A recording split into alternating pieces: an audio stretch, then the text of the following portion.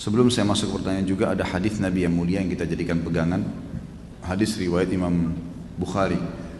Bahwasanya waktu Nabi SAW duduk dengan Ibnu Abbas radhiyallahu anhu, Nabi SAW mengatakan, wahai anak kecil, ya gulam, idza sta'anta fasta'in billah wa idza sta'adta fasta'id billah. Hai anak kecil, kalau kau minta tolong hanya minta tolong kepada Allah, dan kalau kau berlindung hanya berlindung kepada Allah. Ketahuilah kalau satu kaum mau menyusahkanmu sementara Allah tidak ingin kau tertimpa, maka kau tidak akan kena kecuali apa yang Allah telah catatkan. Dan ketahuilah kalau satu kaum ingin memberikan kepadamu manfaat sementara Allah tidak ingin kau dapat, kau tidak akan mendapatkan itu. Sudah dicatat semuanya di Lauhil Mahfuz. Pulpennya sudah nggak nyatat lagi, tinta yang ditulis di dalam bukunya sudah selesai, kering, nggak bakal berubah. Artinya hadis ini kata ulama adalah hadis yang paling kuat untuk memotivasi seorang muslim tidak boleh berbuat syirik, hanya bergantung kepada Allah Subhanahu Wa Taala. Apapun hanya minta kepada Allah Subhanahu Wa Taala.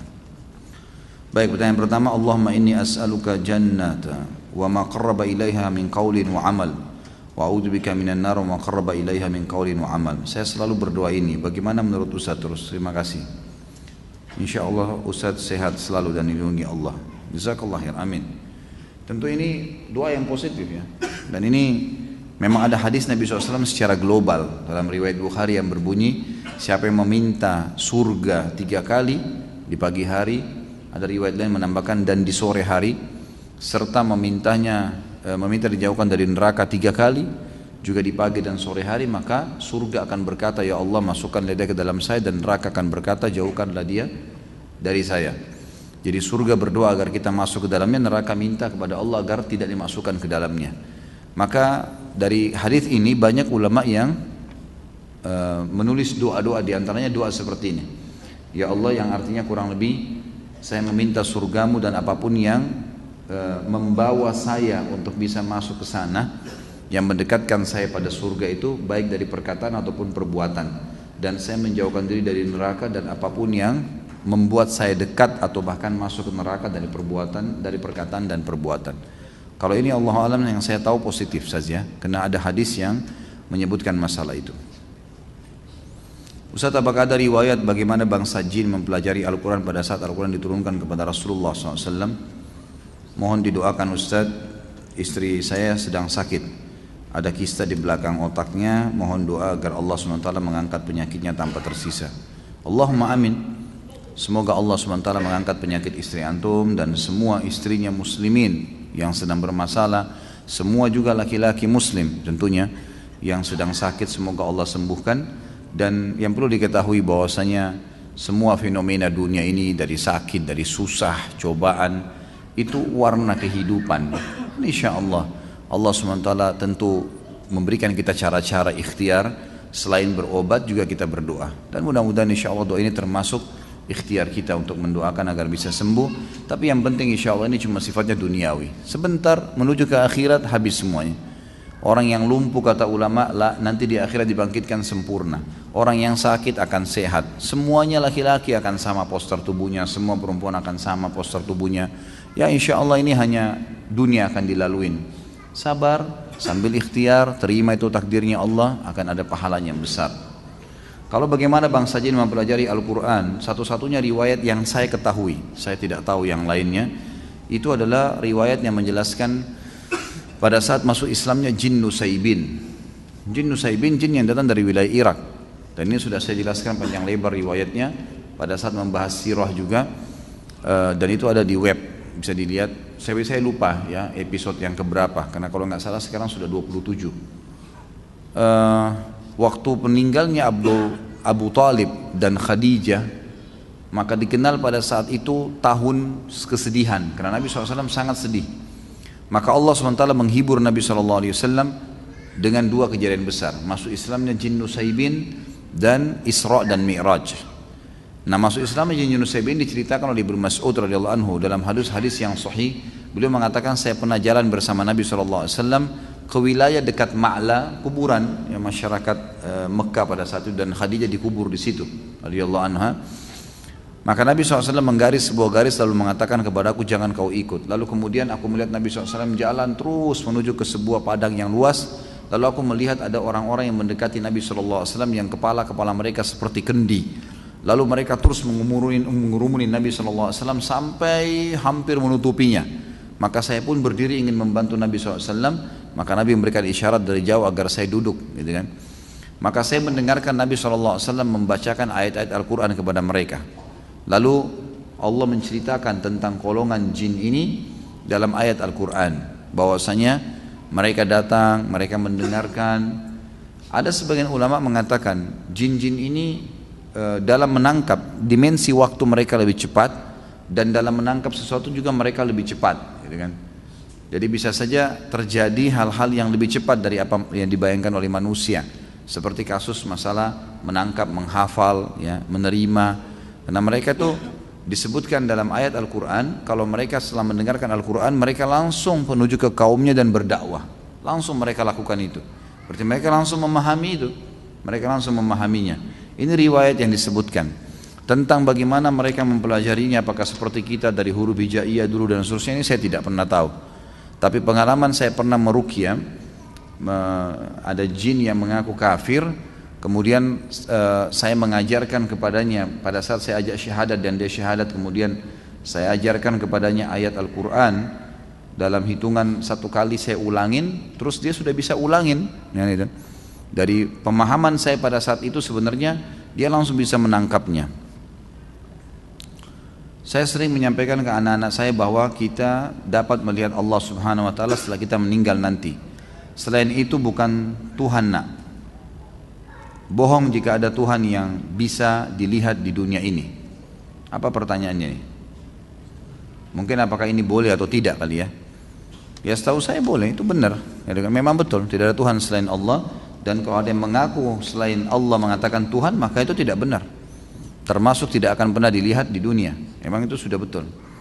Dan sudah pernah saya jelaskan hadis Nabi SAW riwayat Bukhari, waktu Aisyah bertanya kepada Nabi SAW, ya Rasulullah, waktu anda mi'raj ke langit, apakah anda bertemu dengan Tuhan anda? Melihat Tuhan anda, bukan bertemu ya, melihat Tuhan anda.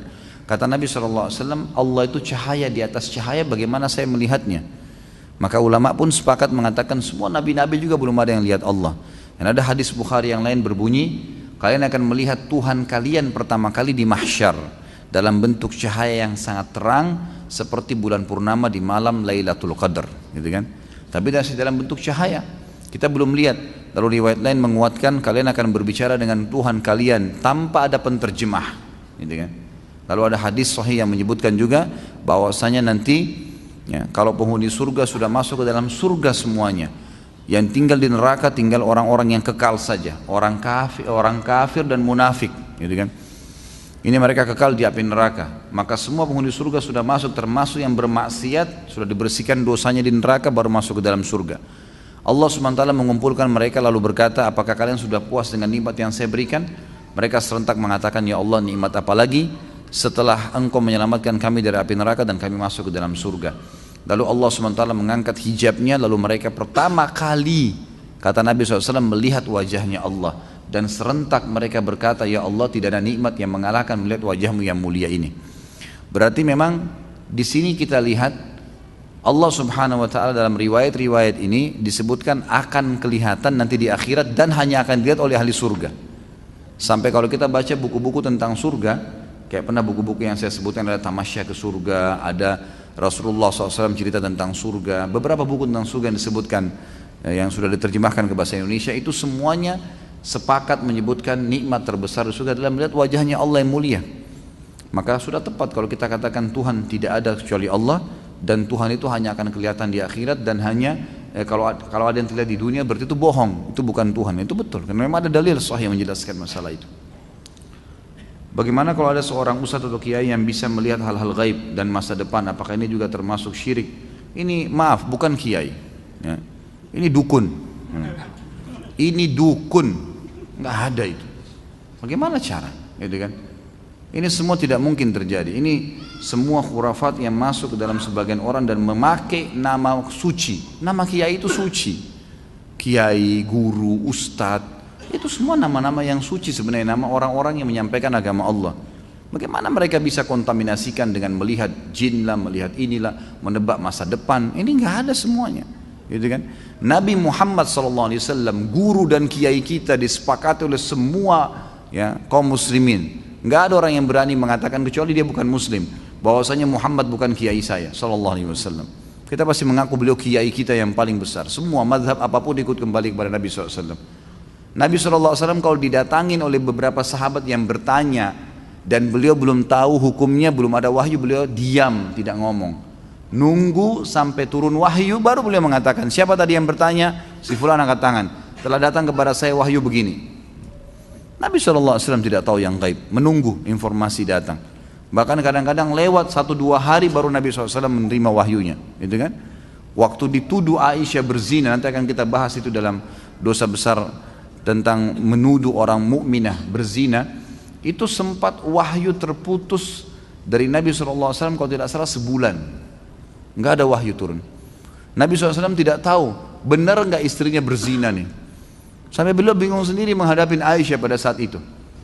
Ngumpulin sahabat, nanya, sahabat bertengkar, ribut, ada yang dukung, ada yang enggak. Datang ke rumahnya Aisyah, ditanyakan Aisyah, Aisyah mengatakan tidak, saya tidak melakukan. Sampai turun firman Allah Subhanahu Wa Taala. Nabi SAW terjadi pada rumah tangganya. Turun ayat Al-Quran, nanti akan kita bahas tuh. Ayat-ayatnya lengkap semua menceritakan. Beliau tidak tahu yang gaib. Bagaimana ada orang yang mengaku kiai, kemudian bisa melihat yang gaib, bisa tahu masa depan? Bagaimana caranya? Allah mengatakan dalam Al-Quran tentang Nabi SAW, dan Nabi disuruh ucapkan itu. A'udzu billahi minasyaitonir rajim. Qul law kuntu a'lamul ghaiba lastakthartu minal khairi wa ma massani as-su. Katakan hai Muhammad kepada mereka, kalau saya ini tahu yang gaib, maka pasti saya akan perbanyak kebaikan-kebaikan dan saya tidak akan ditimpa masalah. Tidak akan ditimpa masalah karena sudah tahu, oh di sana nanti ada orang yang ganggu saya. Udah saya nggak usah ke sana. Nabi SAW di perang Uhud kena pedang. Sampai kemarin kita bahas kabar Abdurrahman bin Auf bagaimana melengket pedang di topi besi beliau, dan Abdurrahman cabut radhiyallahu anhu dengan giginya sampai giginya tanggal, luka berdarah kening Nabi SAW. Gigi beliau sempat pecah, pundak beliau sempat kena hantaman pedang orang kafir. Nabi SAW tidak tahu itu sebelum keluar dari Uhud, sebelum keluar dari Madinah, nggak tahu sama sekali. Bahkan beliau mengatakan saya rasakan sakitnya sebulan, gitu kan. Kalau Nabi SAW tahu, Nabi tidak akan keluar. Tapi memang begitulah, gitu kan. Memang tidak ada yang tahu. Dan ini sudah panjang lebar. Ada juga judul di YouTube, bisa dilihat ceramah saya, Kiaiku Muhammad, Kiai Anda siapa. Panjang lebar saya jelaskan. Banyak dalil-dalil Al-Quran, banyak sekali yang menjelaskan kalau Nabi SAW tidak tahu hal-hal yang gaib, tidak tahu masa depan, gitu kan. Jelas semuanya itu. Pak Ustadz, apakah saya termasuk syirik? Saya ikut asuransi dengan pemikiran jikalau ditimpa sakit ada jaminan untuk berobat. Itu bukan syirik, kan? Itu bukan syirik, kan? Karena itu bentuk ikhtiar, gitu kan? Bentuk ikhtiar. Saya makan makanan yang sehat supaya saya tidak sakit. Nah, itu ikhtiar, berbeda. Syirik ini begini. Syirik ini dasarnya ibadah dialihkan kepada selain Allah. Tadi saya kasih contoh. Menyembeli itu mestinya untuk Allah, baca bismillah, hadap kiblat, ada caranya, tapi enggak dibawa ke kuburan, dikasih pohon, gitu kan. Seperti saya dengar fenomena di kota Makassar kemarin, ada seorang pengusaha punya kapal besar, masya Allah, pedagang kayu, papan-papan dari Kalimantan dibawa ke Jawa, dibawa ke Sulawesi. Waktu saya jelasin masalah syirik, dia bilang, Ustaz sudah tahu belum di pelabuhan kota Makassar nih, itu setiap kapal baru mau diturunkan, diluncurkan, pasti mereka sembeli kambing lempar ke lautan. Untuk apa Pak? Ya supaya kapalnya selamat. Ini syirik. Apa hubungannya kambing dilempar ke air? Coba dia kasih kita makan kan kambing itu. Kasih orang miskin, anak yatim lebih baik. Ngapain dilempar? Hanya dimakanin oleh ikan. Tapi bagi syaitan dia nggak penting. Antum ini mau sembeli kambing atau nyamuk, yang penting syirik, yang penting nyembeli niat dia untuk selain Allah, gitu. Yang penting dia sekutukan Allah di situ. Doa disuruh minta hanya kepada Allah, enggak datang minta-minta kepada benda, pohon, kuburan. Saya sudah kasih contoh.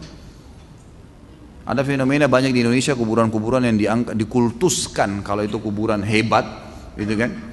Maka mereka kalau baru menikah datang ke sana minta diberkahi. Ini nggak boleh semuanya. Dari mana ini? Taruh air di kuburan 3 hari dianggap berkah. Padahal kalau dia taruh di kulkas enak dingin tuh. Taruh di kuburan ngapain gitu. Orang butuh didoain gitu. Sekarang sudah tambah hebat nih, teman-teman lagi pada kirimin saya masuk di WhatsApp tuh. Sekarang kuburan dipasangin MP3 Al-Quran supaya 24 jam ngaji. Kalau begitu enak sekali koruptor tuh. Pezina, pemabuk, pasangin aja Al-Quran itu katanya diampuni dosanya. Luar biasa, ini dari mana? Tidak pernah dalam riwayat Nabi datang baca Al-Quran di atas kuburannya sahabat. Kenapa kita ini tidak mau kembali ke riwayat yang benar sih? Suka iseng nyari sesuatu yang tidak ada dasarnya, kenapa itu? Wahyu sudah ada, Al-Quran sudah lengkap 30 juz, hadis sudah jutaan jumlahnya, baca itu.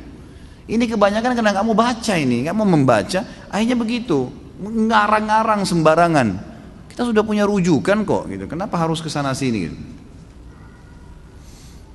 Adakah doa yang dapat ditujukan kepada seseorang untuk dia membayar hutangnya pada kita?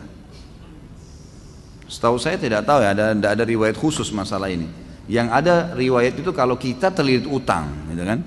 Karena Ibnu Abbas mengatakan kalau engkau membaca dalam riwayat sahih, kalau engkau membaca Allahumma kfini bihalalika an haramik waqdin bi fadlika amman siwak. Allahumma kfini bihalalika an haramik. Ya Allah, cukupkanlah aku menikmati yang halalmu dan jauhkan aku dari yang haram.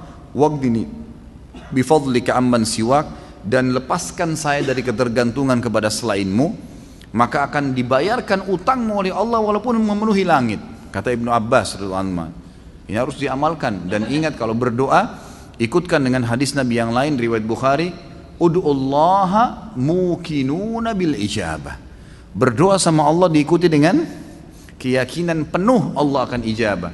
Fa innallaha la yaqbalu ad-du'a min qalbil ghafil. Allah tidak akan pernah terima doa dari hati yang lalai. Doa ya Allah diterima enggak ya? Ragu.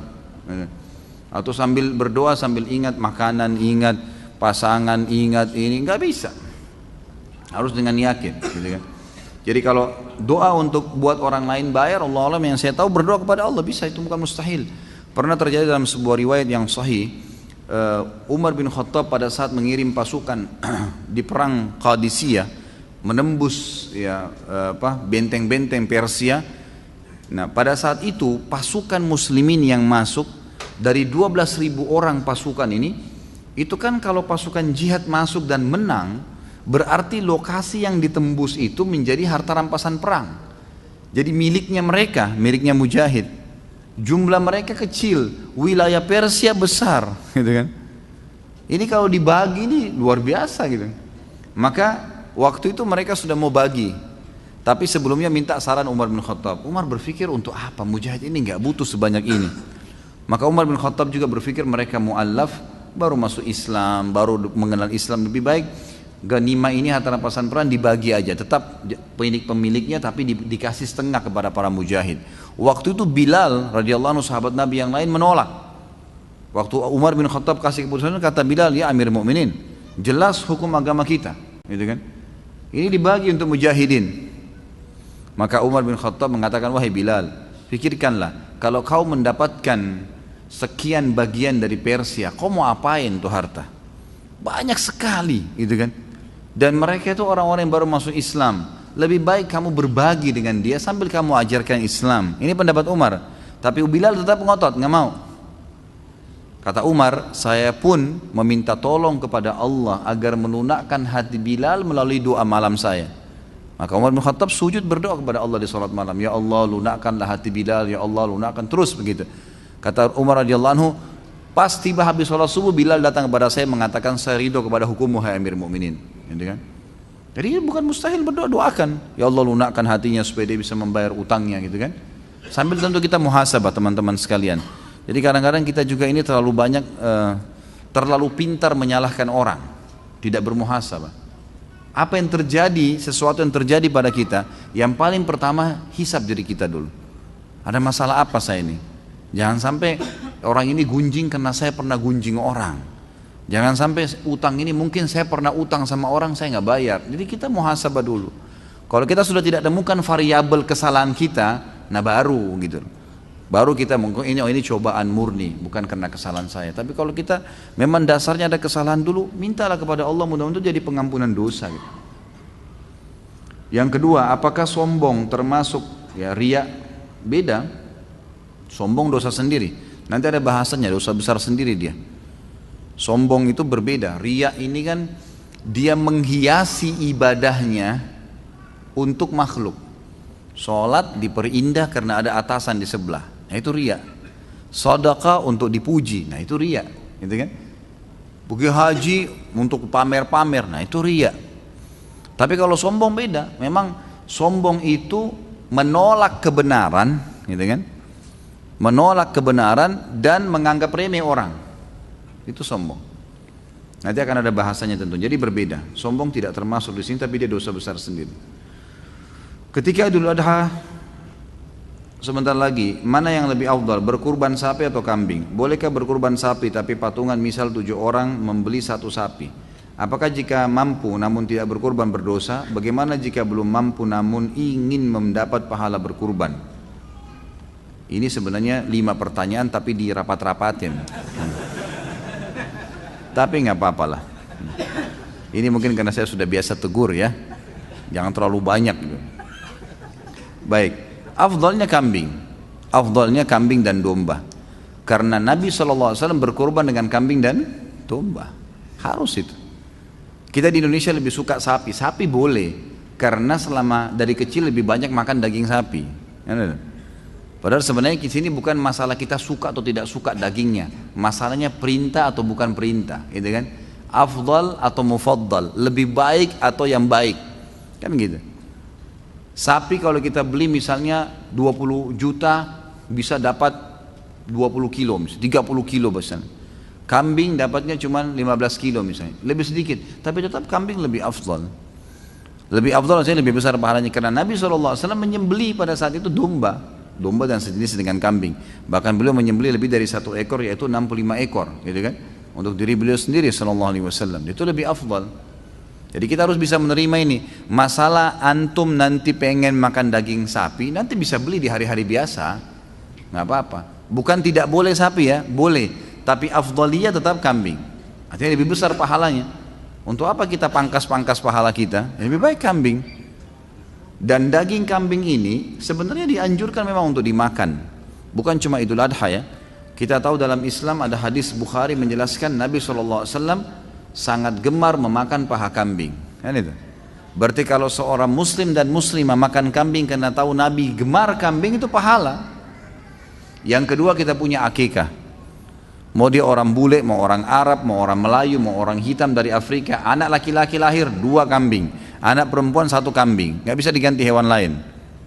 Dan disunnahkan makan sebagian dari dagingnya. Berarti ada anjuran makan kan? Ada anjuran untuk makan daging kambing itu. Ini nggak berlaku pada hewan lain nih. Dan kita punya Idul Adha. Idul Adha ini lebih afdal kita berkurban dengan kambing. Walaupun ada sapi boleh dan boleh juga dengan unta. Bukan tidak boleh ya. Ini termasuk bagian daripada agama kita. Allahu a'lam, ini yang saya tahu. Jadi tetap lebih afdal kambing. Bahkan saya pernah pelajari khusus dalam Sunan Nabi Daud. Waktu itu di tingkat 3 kuliah ya. Sempat kami pelajari Sunan Nabi Daud dan pas babnya bab adhahi. Memang bab untuk berkurban. Di situ ada riwayat yang menyebutkan kalau orang menyembelih pun mau lebih afdal lagi domba. Dan domba itu mau lebih besar lagi pahalanya kalau dia berwarna putih dan hitam. Itu ada hadis Bukhari menjelaskan. Karena Nabi SAW menyembelih dengan ciri itu, gitu kan? Dengan ciri itu, maka itu lebih afdal. Kalau ada orang yang takut makan daging kambing karena dianggap kolesterol, darah tinggi, apalah itu isu nggak ada, nggak benar semua, nggak benar. Mana faktanya? Coba datangin ke saya. Yang buat masalah itu sebenarnya bumbunya, bukan daging kambingnya. Dan selalu yang bermasalah dengan kambing ini, kalau ada masalah kolesterol, ini bukan di semua umumnya dunia ya, di Asia Tenggara saja nih, yang kita banyak pakai santan, pakai garam ini. Di Saudi orang 80-90 tahun makan kambing nggak apa-apa gitu. Jadi bumbunya yang dikurangin gitu. Ini kalau ada orang Saudi tamu saya cobain makanan kita, dagingnya dicampur macam-macam warna-warni. Ya akhi, apa ini garamnya berapa kilo? Kaget dia, kok asin sekali. Kalau kita kan sudah biasa ya, Tapi kalau bagi dia aneh, ini apa ini makanan kok begini asinnya. Mereka kaget karena mereka sudah memang di sana agak tawar ya. Kalau kita karena sudah biasa lidah Indonesia, begitu kena sana ya tawar gitu. Tapi nanti biasanya dicampur lagi dengan jeruk yang diperasin dan seterusnya, itu biasa dipakai begitu. Jadi jangan kaget kalau lagi umroh mampir antara Mekah Madinah beli makanan nasi, biasanya agak tawar. Memang sudah begitu. Tawarnya itu karena lidah kita terbiasa gitu. Jadi sebenarnya tidak ada urusan, tidak ada masalah, dan daging kambing itu termasuk daging yang paling sehat di dunia, itu survei internasional, dan susunya paling sehat. Bahkan saya pernah dapat itu kandungan protein di dalamnya itu senyawa dengan protein manusia, sehingga kalau dimakan larinya ke otot, bukan larinya ke lemak. Gitu. Seperti itulah yang kita dapatkan. Jadi memang Islam ini nggak mungkin menyuruh sesuatu itu salah, nggak mungkin. Ini disuruh kita untuk menyembelih dan memakannya. Kalau berkurban sapi, tapi patungan misal 7 orang membeli sapi, boleh maksimal 7 orang. Tapi kalau mampu 1 orang 1 sapi ya beli sendiri, lebih baik. Jangan dipaksain. Ada orang subhanallah, ini cuma 3 orang yang bayar sapi, tapi masih 3 orang nih, siapa lagi mau ikut 4? Nggak usah ikut 4, 3 orang juga sudah cukup. Kan makin sedikit orang yang ikut ya makin besar pahalanya. Itu kan jumlah maksimal boleh partisipasi dengan 7 orang gitu kan, tapi nggak perlu dipaksain. Nah. Jika mampu namun tidak berkurban, berdosa, tentu berdosa, karena ini wajib. Fasholli li rabbika wanhar, sholatlah Idul Adha itu dan sembelihlah. Di sini pakai fi'il amr ya. Fi'il amr ini berarti perintah. Kata ulama bagi yang mampu, ini jumhur, saya bicara mayoritas ulama. Jumhur ulama mengatakan yang mampu tidak kurban dosa, nggak boleh. Nah, dia mampu. Termasuk orang yang mampu adalah dia sudah punya duit pada saat itu bisa berkurban, gitu kan? Tapi dia tidak mau, walaupun uangnya pas-pasan.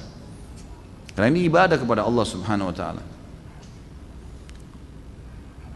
Bagaimana jika belum mampu namun ingin mendapatkan pahala kurban? Niatkan pertama, yang kedua partisipasilah, ikut di situ. Mungkin di rumah kita ada masjid yang lagi ikut kurban. Coba ikut belajar menyembeli. Menyembeli itu ada pahalanya sendiri loh. Ini laki-laki semua ini saya sarankan jangan tidak bisa menyembeli. Menyembeli, coba belajar. Datang ke masjid, coba ikut belajar. Tanya orangnya gimana caranya. Sebentar, saya tahun lalu habis khutbah Idul Adha di Kalibata City, ada mungkin 23 ekor sapi sama, kalau tidak salah ya, saya salah ingat itu 40 ekor kambing. Itu habis sholat id, lalu saya langsung datang, saya praktikin, saya sembelikan sapinya, saya sembelikan kambingnya depan mereka. Saya panggil jemaah laki-lakinya semua, ayo pak coba langsung. Ada yang takut Ustaz? Nggak usah takut. Laki-laki kok takut? Enggak, jangan geli. Kenapa harus geli? Kok lihat darah geli? Ini unik juga nih. Jadi dipotong, baca bismillah, niatin, alhamdulillah. Begitu dia coba, habis potong satu malah ada bapak satu semangat. Dia tawarin yang lain yang tidak mau sembelih, nggak mau pak, biar saya pak.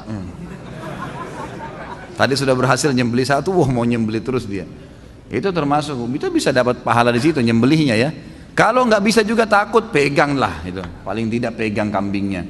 Apalah partisipasi di situ kan gitu. Insya Allah bisa. Tapi yang pertama tentunya niat ya, tentunya niat. Pada malam Jumat kita disunnahkan membaca surah Al-Kahfi dan di tahiyat akhir kita disuruh selalu berdoa dijauhkan dari fitnah Dajjal. Apakah kita bisa terkena fitnah Dajjal? Bukankah Dajjal keluarnya nanti mendekati hari kiamat? Mohon penjelasannya. Pertama, tentu saja amal-amal yang kita baca minta dijauhkan dari fitnah Dajjal, ini Dajjal ya. Ada lebih jauh lagi. Sebelumnya ya, minta dijauhkan dari fitnah kubur, fitnah neraka jahanam. Pertanyaannya, apakah ya kita kalau baca minta dijauhkan neraka jahanam, berarti kita akan masuk neraka jahanam sekarang? Bukan itu kan? Jadi kita baca untuk kebutuhan kita nanti. Pertama, orang yang tidak dapat Dajjal, maka dia akan mendapatkan pahalanya. Tapi kalau orang yang, ini kan hukum syar'i ya, ini akan berlaku sampai Dajjal keluar nanti. Itu kan akan dibaca ini.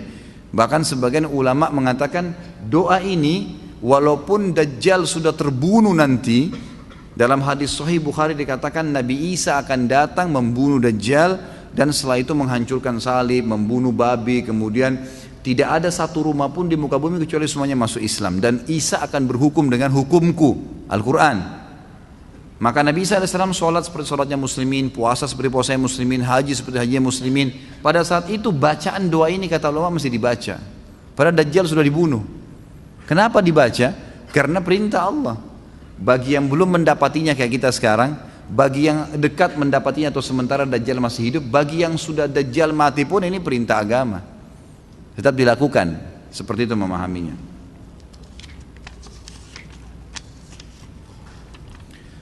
Ana ingin bertanya amalan apakah jika di hari ketujuh akikah bayi biasanya di tempat kami dipotong rambutnya atau digundulin. Kemudian ditimbang potongan rambutnya. Jika rambut telah ditimbang misal 5 gram ini ada patokan dengan gram emas. Katanya orang tua itu adalah patokan jumlah gram emas atau uang yang harus disedekahkan kepada anak yatim. Apakah hal ini sesuai syar'i? Lalu amalan apa yang disunnahkan amalan yang sunnah apa yang disunnahkan dalam akikah? Ini sudah sering kita jawab sebenarnya ya, masalah akikah ini. Jadi yang benar memang seperti itu. Digundul kepalanya laki-laki atau perempuan, kemudian ditimbang dengan timbangan emas sebagaimana disebutkan dalam banyak hadis-hadis yang sahih. Kemudian dinilai dalam bentuk uangnya, rupiahnya berapa, lalu disedekahkan. Disedekahkan atas nama si anak tadi. Itu memang begitu sunnahnya ya. Ya. Kalau sunnah-sunnah yang dianjurkan pada hari ketujuh diakikahkan disembelikan 2 ekor kambing kalau laki-laki yang sempurna, tidak cacat, dan anak perempuan 1 ekor kambing. Kemudian diberikan nama yang baik, ya. Kemudian juga diberikan nama, diakikahkan, ditahnik, ya, dikunyahkan kurma, ditempelin di langit-langitnya, gitu kan. Jadi itu semua yang disunnah-sunnahkan insya Allah. Tapi tidak ada anjuran-anjuran yang seperti umumnya orang lakukan ya. Misal bayi tersebut dikelilingi, semua tamu disuruh guntingin rambutnya, ini nggak perlu. Nggak perlu, bahkan tidak ada anjuran untuk mencukur rambutnya di depan orang-orang. Iya kalau orang itu benar, kalau dia salah kan bisa luka kepala bayinya. Jadi lebih baik kita sendiri yang cukur, udah cukur rambut itu kan ditimbang-timbangan. Tidak dilihat oleh orang pun tidak ada masalah. Akikah itu boleh sebagai tanda syukur kan sebagian ulama dipanggil orang makan, kalau enggak pun dibagiin kepada orang lain. Itu tidak ada masalah. Apakah Ustaz Khalid keturunan orang Arab? Nah. Banyak teman anak keturunan Arab di Indonesia jika ditanya dalam hal pernikahan, mereka mengatakan tidak boleh menikah dengan selain keturunan Arab, misal dengan pribumi dan lainnya. Dan harus menikah dengan keturunan Arab juga dengan alasan agar keturunannya atau marga Arabnya tidak hilang atau terputus. Apakah benar demikian adatnya? Jika demikian anak orang pribumi tidak mungkin mendapatkan kesempatan mendapatkan orang keturunan Arab. Ini orang baru ikut pengajian apa nih? Karena wanita keturunan Arab biasanya cantik-cantik. Lanjutnya saya nggak usah baca ya. Ini dan kalau laki-laki tampan seperti Ustadz katanya. Ini saya nggak tambah ya. Ada keturunan memang. Ya, kakek-kakek saya dari turunan Yaman. Tapi saya sudah pernah bilang teman-teman sekalian. Semua ini marga-marga, suku-suku, bahasa, warna kulit, paras wajah, semua ini adalah variasi kehidupan yang Allah buat. Kita semua dari Adam dan Hawa, gitu kan? Semua dari Adam, tidak ada yang keluar dari Adam dan Hawa. Cuman Allah dengan kemahakuasanya menunjukkan kebesarannya. Lalu kemudian Allah yang menamakan ini dengan suku-suku tertentu. Itu dulu yang pertama. Dan dalam Islam tidak ada rasisme. Nggak ada dalam Islam, saya Arab, saya Indonesia, saya bule, saya ini, tidak ada dalam Islam semua itu. Karena kata Nabi SAW, la farqa baina Arabin wa ajamin illa bittaqwa. Nggak ada perbedaan antara Arab dan orang ajam selain Arab kecuali dengan ketakwaan. Tidak ada sama sekali, itu memang sudah jelas satu. Jadi itu asasnya, kita Muslim tidak ada bedanya. Dan sudah cukup kalau masuk dalam saf sholat, mau orang Arab, mau orang bule, mau orang Afrika, sama semua masuk saf, gitu kan. Nggak ada bedanya, jenjang sosialnya, ekonominya sama. Dan saya sudah pernah sampaikan teman-teman sekalian, hati-hati dengan fanatisme rasisme ini ya, itu nggak boleh sama sekali. Jadi misalnya hadis yang pernah saya sampaikan bahwasanya ada orang-orang dari Ansar ya, dari Muhajirin, dari orang-orang Ansar, dari satu orang Ansar bercanda. Ini sama-sama turunan Arab dari sahabat Nabi di Madinah waktu Nabi SAW masih hidup. Orang Ansar ini keluar dari masjid habis sholat asar lalu bercanda sama teman-temannya semua, ada Muhajir, ada orang Ansar. Dia bilang, hai orang-orang Ansar kesini yuk kumpul-kumpul. Muhajirin gak boleh ikut ya. Kalau kita mungkin, ini orang Betawi ngumpul sini, sana orang Jawa gak boleh ikut. Misal contoh, bercanda. Nah orang-orang Muhajir ini juga dengar teman-temannya orang Ansar bercanda, dia juga bercanda. Ayo Muhajir kesini yuk. Ansar gak boleh ikut-ikut ya, gitu. Sambil ketawa-ketawa mereka gitu. Subhanallah, dengan hikmah Allah Nabi SAW pas keluar dengar itu. Dikatakan dalam hadis Bukhari, raut wajah beliau berubah. Lalu beliau mengatakan, da'ha fa innaha mumtinah. Segera berhentikan ini karena ini penghancuran. Gitu kan? Dalam hadis yang lain dikatakan, tinggalkanlah karena ini yang membinasakan kalian. Enggak ada dalam Islam itu. Gitu kan? Ini penting. Termasuk di dalamnya masalah pergaulan, pertemanan, patokannya ketakwaan, pernikahan, semua itu. Cuma memang dalam Islam, khusus masalah pernikahan, kita tidak dipaksa, gitu kan? Boleh menikah dengan siapa saja, tetapi ada anjuran dalam Islam untuk menikah dengan sepadan namanya. Sepadan itu sekufu, kufu itu bisa masuk juga maknanya sama makanannya, sama bahasanya, ya gitu. Sama poster tubuhnya, ya, mendekati warna kulitnya, itu semuanya itu namanya kufu. Kata Nabi SAW begini, wa ankihul akfa'a minkum, menikahlah dan terimalah lamaran orang yang sepadan dengan kalian.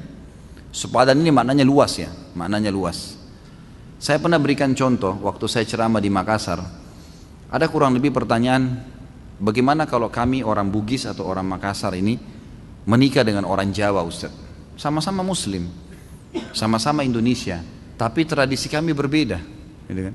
Tradisi teman-teman di Jawa lain, teman-teman di Sulawesi lain. Ini dalam Islam dibolehin enggak nih?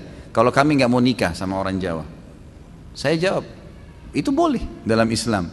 Kalau kita khawatir ada perselisihan yang akan terjadi, karena beda tradisi, walaupun kita disatukan di bawah naungan Islam, tapi boleh kalau mau nikah. Boleh tidak menikah, boleh menikah, itu hak mereka memilih. Masalah dia nanti menikah boleh, tapi ingat, menikah dengan orang yang berbeda tidak sekufu dengan kita. Misal orang Indonesia nikah sama orang bule, ini hidup di alam mana, makanannya lain, cuaca biasa negaranya berbeda, kemudian kita juga terbiasa dengan makanan, terbiasa dengan pakaian dan seterusnya, lalu menikah. Bolehkah sama-sama Muslim? Boleh, tapi ingat, kita harus butuh ekstra, ada ekstra adaptasi, kan? Harus adaptasi dengan makanannya, dengan kebiasaan keluarganya, hal-hal yang mubah dalam Islam, maka itu harus ada adaptasi. Kalau bisa silahkan, gitu kan? Kalau tidak, maka lebih aman orang yang sepadan. Tapi boleh, bukan tidak boleh. Kita lihat Nabi SAW waktu di zaman beliau itu ekspansi Islam sudah ada ya, tapi rata-rata istri beliau dari orang-orang Arab di Madinah dan di Mekah, gitu kan?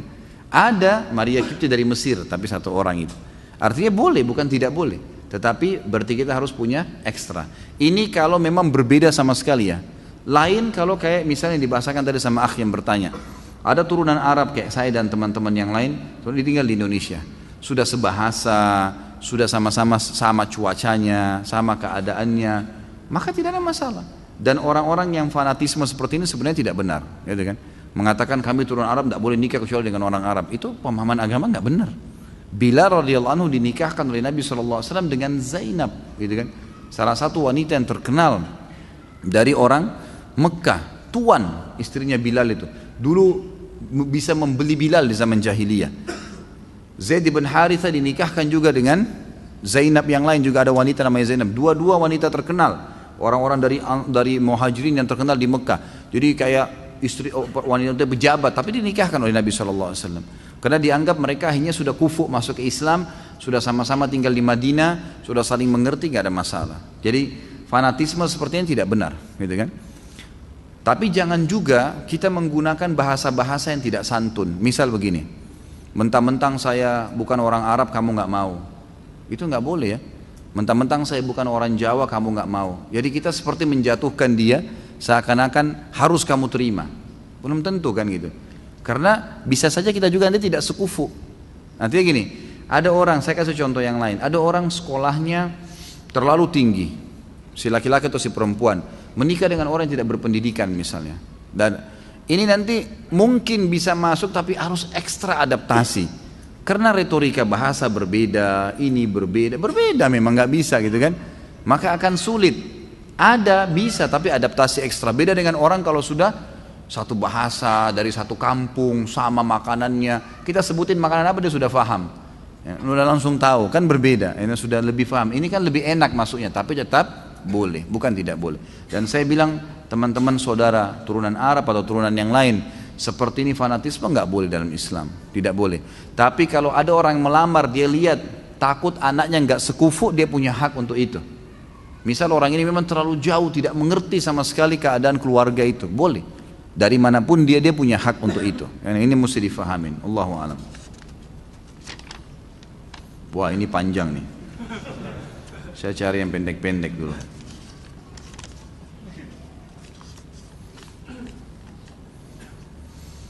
Ustadz, istri saya seorang wanita yang berkecukupan sehingga segala kebutuhannya mampu ia penuhi sendiri tanpa harus meminta lagi, apalagi menuntut nafkah dari saya. Maksud saya di sini nafkah harta dan kebutuhan lahiriah. Bahkan jika saya tidak bekerja sekalipun tidak menjadi masalah baginya dan dia pun menyanggupi kebutuhan saya dan anak saya. Nah, apakah saya berdosa jika saya tidak bekerja dan menafkahinya? Atau apakah saya berdosa jika saya hanya mengandalkan apa yang dimiliki oleh istri saya? Terima kasih. Berdosa, nggak boleh. Anda laki-laki harus punya harga diri. Kewajiban memberikan nafkah kepada istri wajib walaupun istri kita miliarder. Nggak bisa. Satu keadaan gugur itu kalau istrinya bilang, sudah saya nggak perlu dinafkahi, itu baru gugur. Tapi itu pun tetap harus laki-laki jaga harga dirinya. Ya, subhanallah, fitrah itu, fitrah. Tetap kita berikan kebutuhan istri walaupun dia mampu. Kebutuhan dasar yang tidak bisa jalan roda kehidupan tanpanya, beli beras, beli gula, bayar listrik. Kalau istri kita misal dia mau beli mobil dengan duitnya dia, itu boleh saja. Itu sudah bukan masuk dalam nafkah itu. Karena nafkah itu sesuatu yang tidak bisa kalau tidak jalan kehidupan tanpanya, nggak bisa hidup. Air, gula, beras dan seterusnya ini harus ada. Itu nafkah. Tetap kita penuhin itu. Selebihnya kalau istri yang mau mengubah rumah, mau gubah garasi rumah, mau cat ini pakai duitnya dia, ya terserah dia, silahkan, gitu kan. Tapi tetap sebagai laki-laki harusnya punya harga diri dan saya sarankan jangan terhanyut dengan itu, ya, karena itu ada pahala sendiri. Bahkan kata Nabi SAW mengatakan bagi laki-laki, dinar yang engkau infakkan di jalan Allah, jihad, dinar yang engkau berikan kepada pembebasan budak, dinar yang engkau berikan kepada fakir miskin, dan dinar yang engkau berikan untuk istri dan anakmu jauh lebih besar pahalanya. Jadi memberikan nafkah kepada istri anak lebih besar daripada pahala jihad tuh, daripada bebasin budak. Mestinya kita kejar fadilah itu, gitu kan? Jadi walaupun pas-pasan kita harusnya ya memberikan nafkah itu. Ada beberapa pertanyaan yang ingin saya tanyakan. Apa hukumnya membuka tali pocong mayat sebelum dikubur? Ini kita masalah syirik, sebentar rumah tangga, sebentar ini, kemana-mana pertanyaannya nih. Dan membuka wajah mayat sehingga menempel ke tanah. Ya. Sebenarnya masalah ikat tali dibuka atau tidak itu tidak ada masalah. Masalah talinya.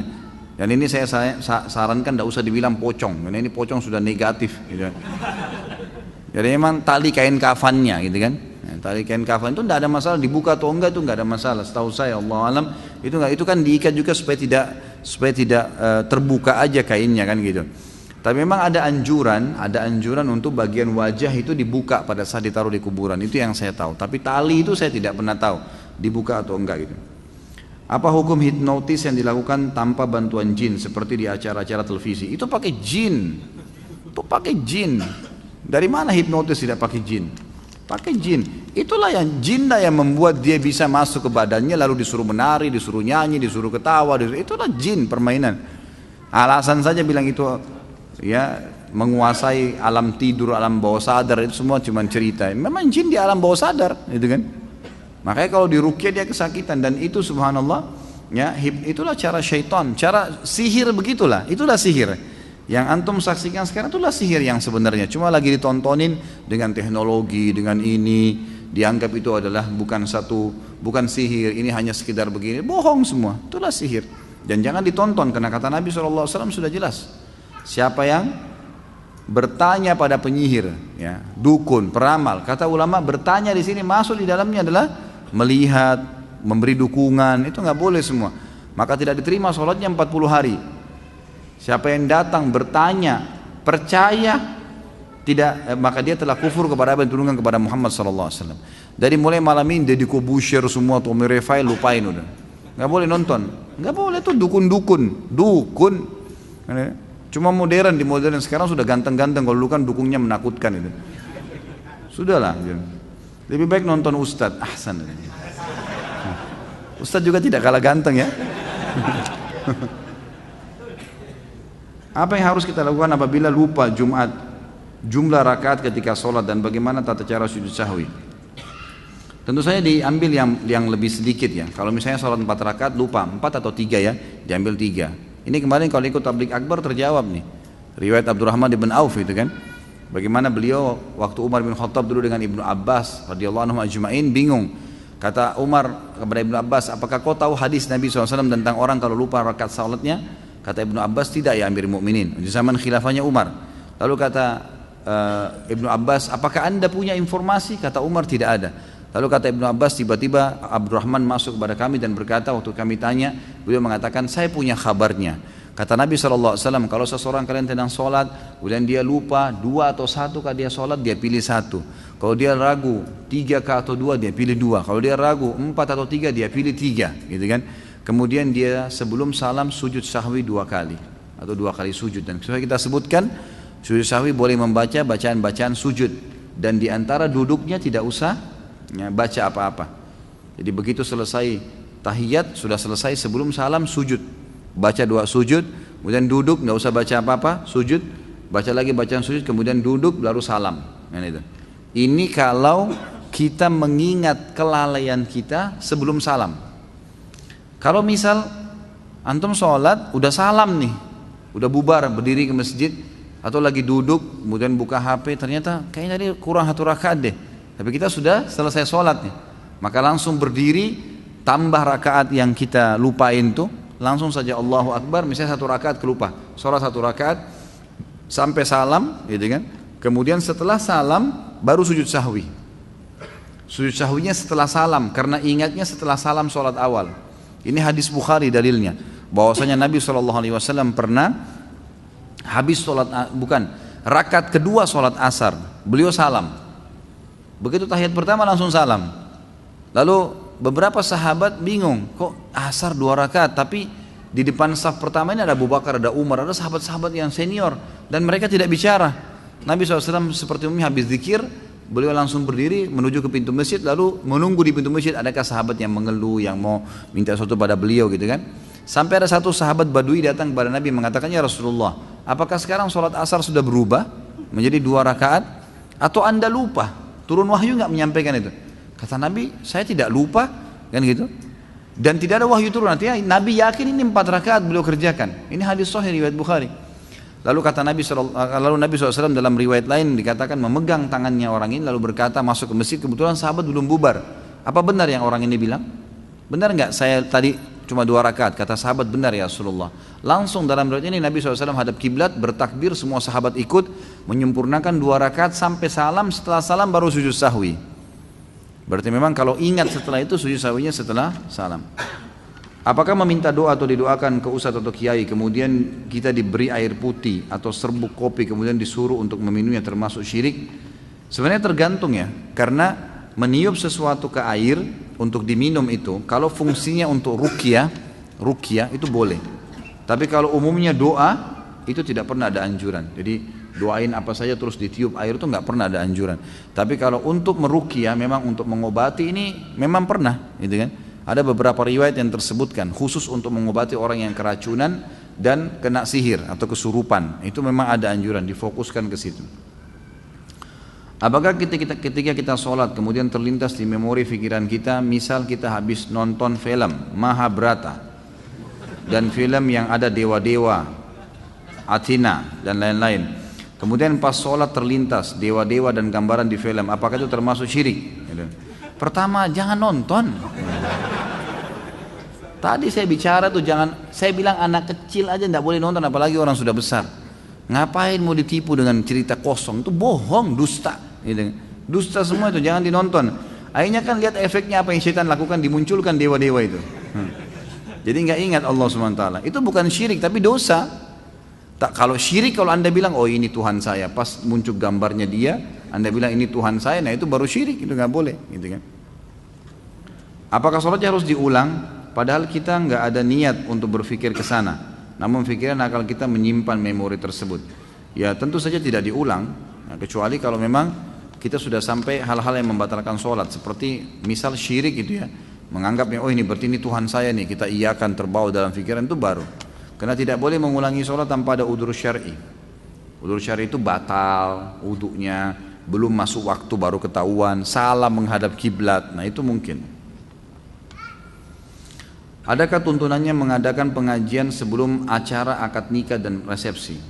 Setahu saya ada. Nabi SAW kadang-kadang kalau ada sahabat yang mau menikah, beliau menyampaikan beberapa wasiatnya. Jadi boleh saja itu. Bagaimana dengan dosa memfitnah orang lain berbuat syirik besar? Apakah otomatis membuat si pemfitnah ini keluar dari Islam? Tentu saja tidak. Ya, tidak. Dia berdosa kena fitnah. Nanti kita bahas dosa fitnah itu. Dia berdosa dan dia harus minta maaf, ini dosa kepada manusia. Kalau orang itu tidak berbuat, dia harus minta maaf dan dia harus luruskan tuh isu yang sudah tersebar. Kalau enggak maka dia tetap berdosa. Ini dosa besar, nggak boleh. Dia tidak dikatakan keluar dari Islam. Mohon tips mengajarkan anak saya yang berusia 3 tahun tentang tauhid. Selalu tanamkan kalau ini yang ciptakan Allah. Selalu kalau ada apa-apa dia sakit, insya Allah sembuh. Selalu Allah kita sebutkan. Itu tips yang paling luar biasa. Dibiasakan, gitu kan. Saya biasa kalau anak-anak saya bahasakan, nah ingat ya, anak-anak saya perempuan saya katakan ingat. Ya kalau yang perempuan saya bilang begitu, ingat Allah perintahkan kalian pakai jilbab. Allah itu Tuhan kita yang menciptakan langit dan bumi, bukan karena abadi, tapi harus pakai jilbab karena Allah yang perintahkan. Saya gitu kan, harus. Kalau tidak nanti Allah hukum. Ternyata anak-anak ini beda dengan orang dewasa ya. Jadi dia nggak tanya bagaimana Allah hukum, apalah kayak biasa orang sudah dewasa kritis. Ini enggak. Oh begitu ya, ya sudah. Kadang-kadang subhanallah saya lagi duduk, ya, mereka lagi main satu tempat. Jadi kalau kakaknya ini melihat adiknya, tadi pagi pegang pensilnya dia, kemudian pensilnya kececer gitu. Lalu kakaknya bilang, mana pensil saya? Adiknya bilang, saya nggak tahu gitu. Kata kakaknya, awas lo, Allah tahu kalau kamu bohong gitu kan. Jadi dia membahasakan ke adiknya sudah dilibatkan Allah. Kata adiknya, memang saya nggak tahu kok, Allah juga tahu saya nggak bohong gitu kan. Tapi mereka sudah menggunakan bahasa itu ya, tertanam. Jadi itu penanaman tauhid memang dari dini itu sangat baik. Pak Ustadz, apabila kita pernah melakukan syirik besar dan dengan konsekuensi batal keislaman kita, bagaimana cara bertobatnya? Apa kita harus mengikrar seperti orang yang memeluk agama Islam? Ya ucapin syahadat, asyhadu an la ilaha illallah wa asyhadu anna muhammadar rasulullah, walaupun sendiri, nggak usah di depan orang. Bertobat kepada Allah dengan mengulangi syahadat kembali. Karena itu nggak boleh syirik besar. Nggak boleh, itu dosa besar yang akan mengeluarkan. Tadi kita sudah jelaskan hadisnya. Surah An-Nisa, surah Al-Maidah tadi menjelaskan Allah tidak akan ampuni orang yang syirik. Kalau meninggal berbuat itu berbahaya sekali. Tidak sempat taubat, maka harus taubat. Taubatnya ngulangin kembali. Karena ulama tadi saya bilang sepakat mengatakan syirik besar mengeluarkan dari agama Islam. Mau tanya tadi Ustadz berkata kesyirikan terjadi pada zaman sesudah Nabi Nuh alaihissalam. Apa zaman sebelumnya belum ada cara beribadah, belum ada belum ada cara beribadah, belum ada. Lalu bagaimana cara beribadahnya? Sebetulnya di zaman Nabi Nuh alaihissalam ada kemusyrikan. Saya bukan mengatakan awal. Kalau saya katakan awal mungkin keliru ya. Tapi Nabi Nuh alaihissalam mendakwahi kaumnya juga itu penyembah berhala dulunya. Setelah Nabi Nuh datang, Nabi Nuh meluruskan, gitu kan, kesalahan-kesalahan, maka orang yang beriman ikut di kapal, orang yang berbuat sembah berhala ditenggelamkan sama Allah. Nah dari generasi yang baru selamat lagi ini ternyata kembali lagi setelah beberapa generasi sembah berhala lagi, seperti itu. Kalau masalah ibadah mereka ikuti ibadah Nabi mereka masing-masing, tetap seperti biasa bertauhid kepada Allah, tinggal aplikasi ibadah kayak sholatnya, kayak puasanya, itu nanti yang memiliki hukum-hukum tertentu, Bagaimana hukum membeli barang dengan cara hutang dicicil, akan tapi barang yang dibeli juga terhutang dan ditunda pemberian barangnya. Misalkan membeli motor dengan cara cicilan tanpa bunga dan denda, akan tapi motor akan diserahkan kepada pembeli setelah cicilan kesekian kali. Bagaimana dengan transaksi yang seperti ini, sah atau tidak? Tentu saja kalau seandainya transaksi disepakati. Begini, pertama pertanyaan dulu, bolehkah orang transaksi dengan nyicil? Jawabannya boleh. Itu dulu. Boleh cash, boleh nyicil. Bolehkah harganya berbeda? Ini yang khilaf di antara ulama. Pendapat yang saya ketahui, yang saya pribadi adalah lebih baik tidak ada perbedaan antara cash sama kredit. Itu lebih afdal, lebih aman. Tinggal pembelinya sudah tahu, ini saya mau jual motor. Kalau orang kredit sama orang bayar cash, saya tentukan keuntungannya misalnya 15% atau 20%. 10 juta misalnya jadi 15 juta pokoknya, itu kan 50% keuntungannya. Sudah, ini saya tentukan, orang mau kredit mau cash sama aja. Itu lebih aman secara syar'i. Tapi ada pendapat ulama yang mengatakan boleh kredit dan boleh cash dan boleh beda harga, asal akadnya terpisah. Jadi akad kredit sendiri walaupun produknya, jenis produknya sama, dan akad cash sendiri. Jadi tidak boleh sama akadnya, dipisahin. Makanya dibolehkan dan boleh harganya berbeda. Itu dulu hukum. Hukum yang lain berhubungan dengan pertanyaan tadi adalah bagaimana kalau seandainya sudah sepakat di akad kredit, akad cash sudah tidak ada masalah. Orang kalau bayar harus cash and carry, beli bayar langsung dibawa. Kalau kredit, bolehkah pada saat kita sudah sepakat kredit, sudah dibayar cicilan pertama, kita nggak dikasih dulu motornya misalnya? Ini nggak boleh dalam Islam.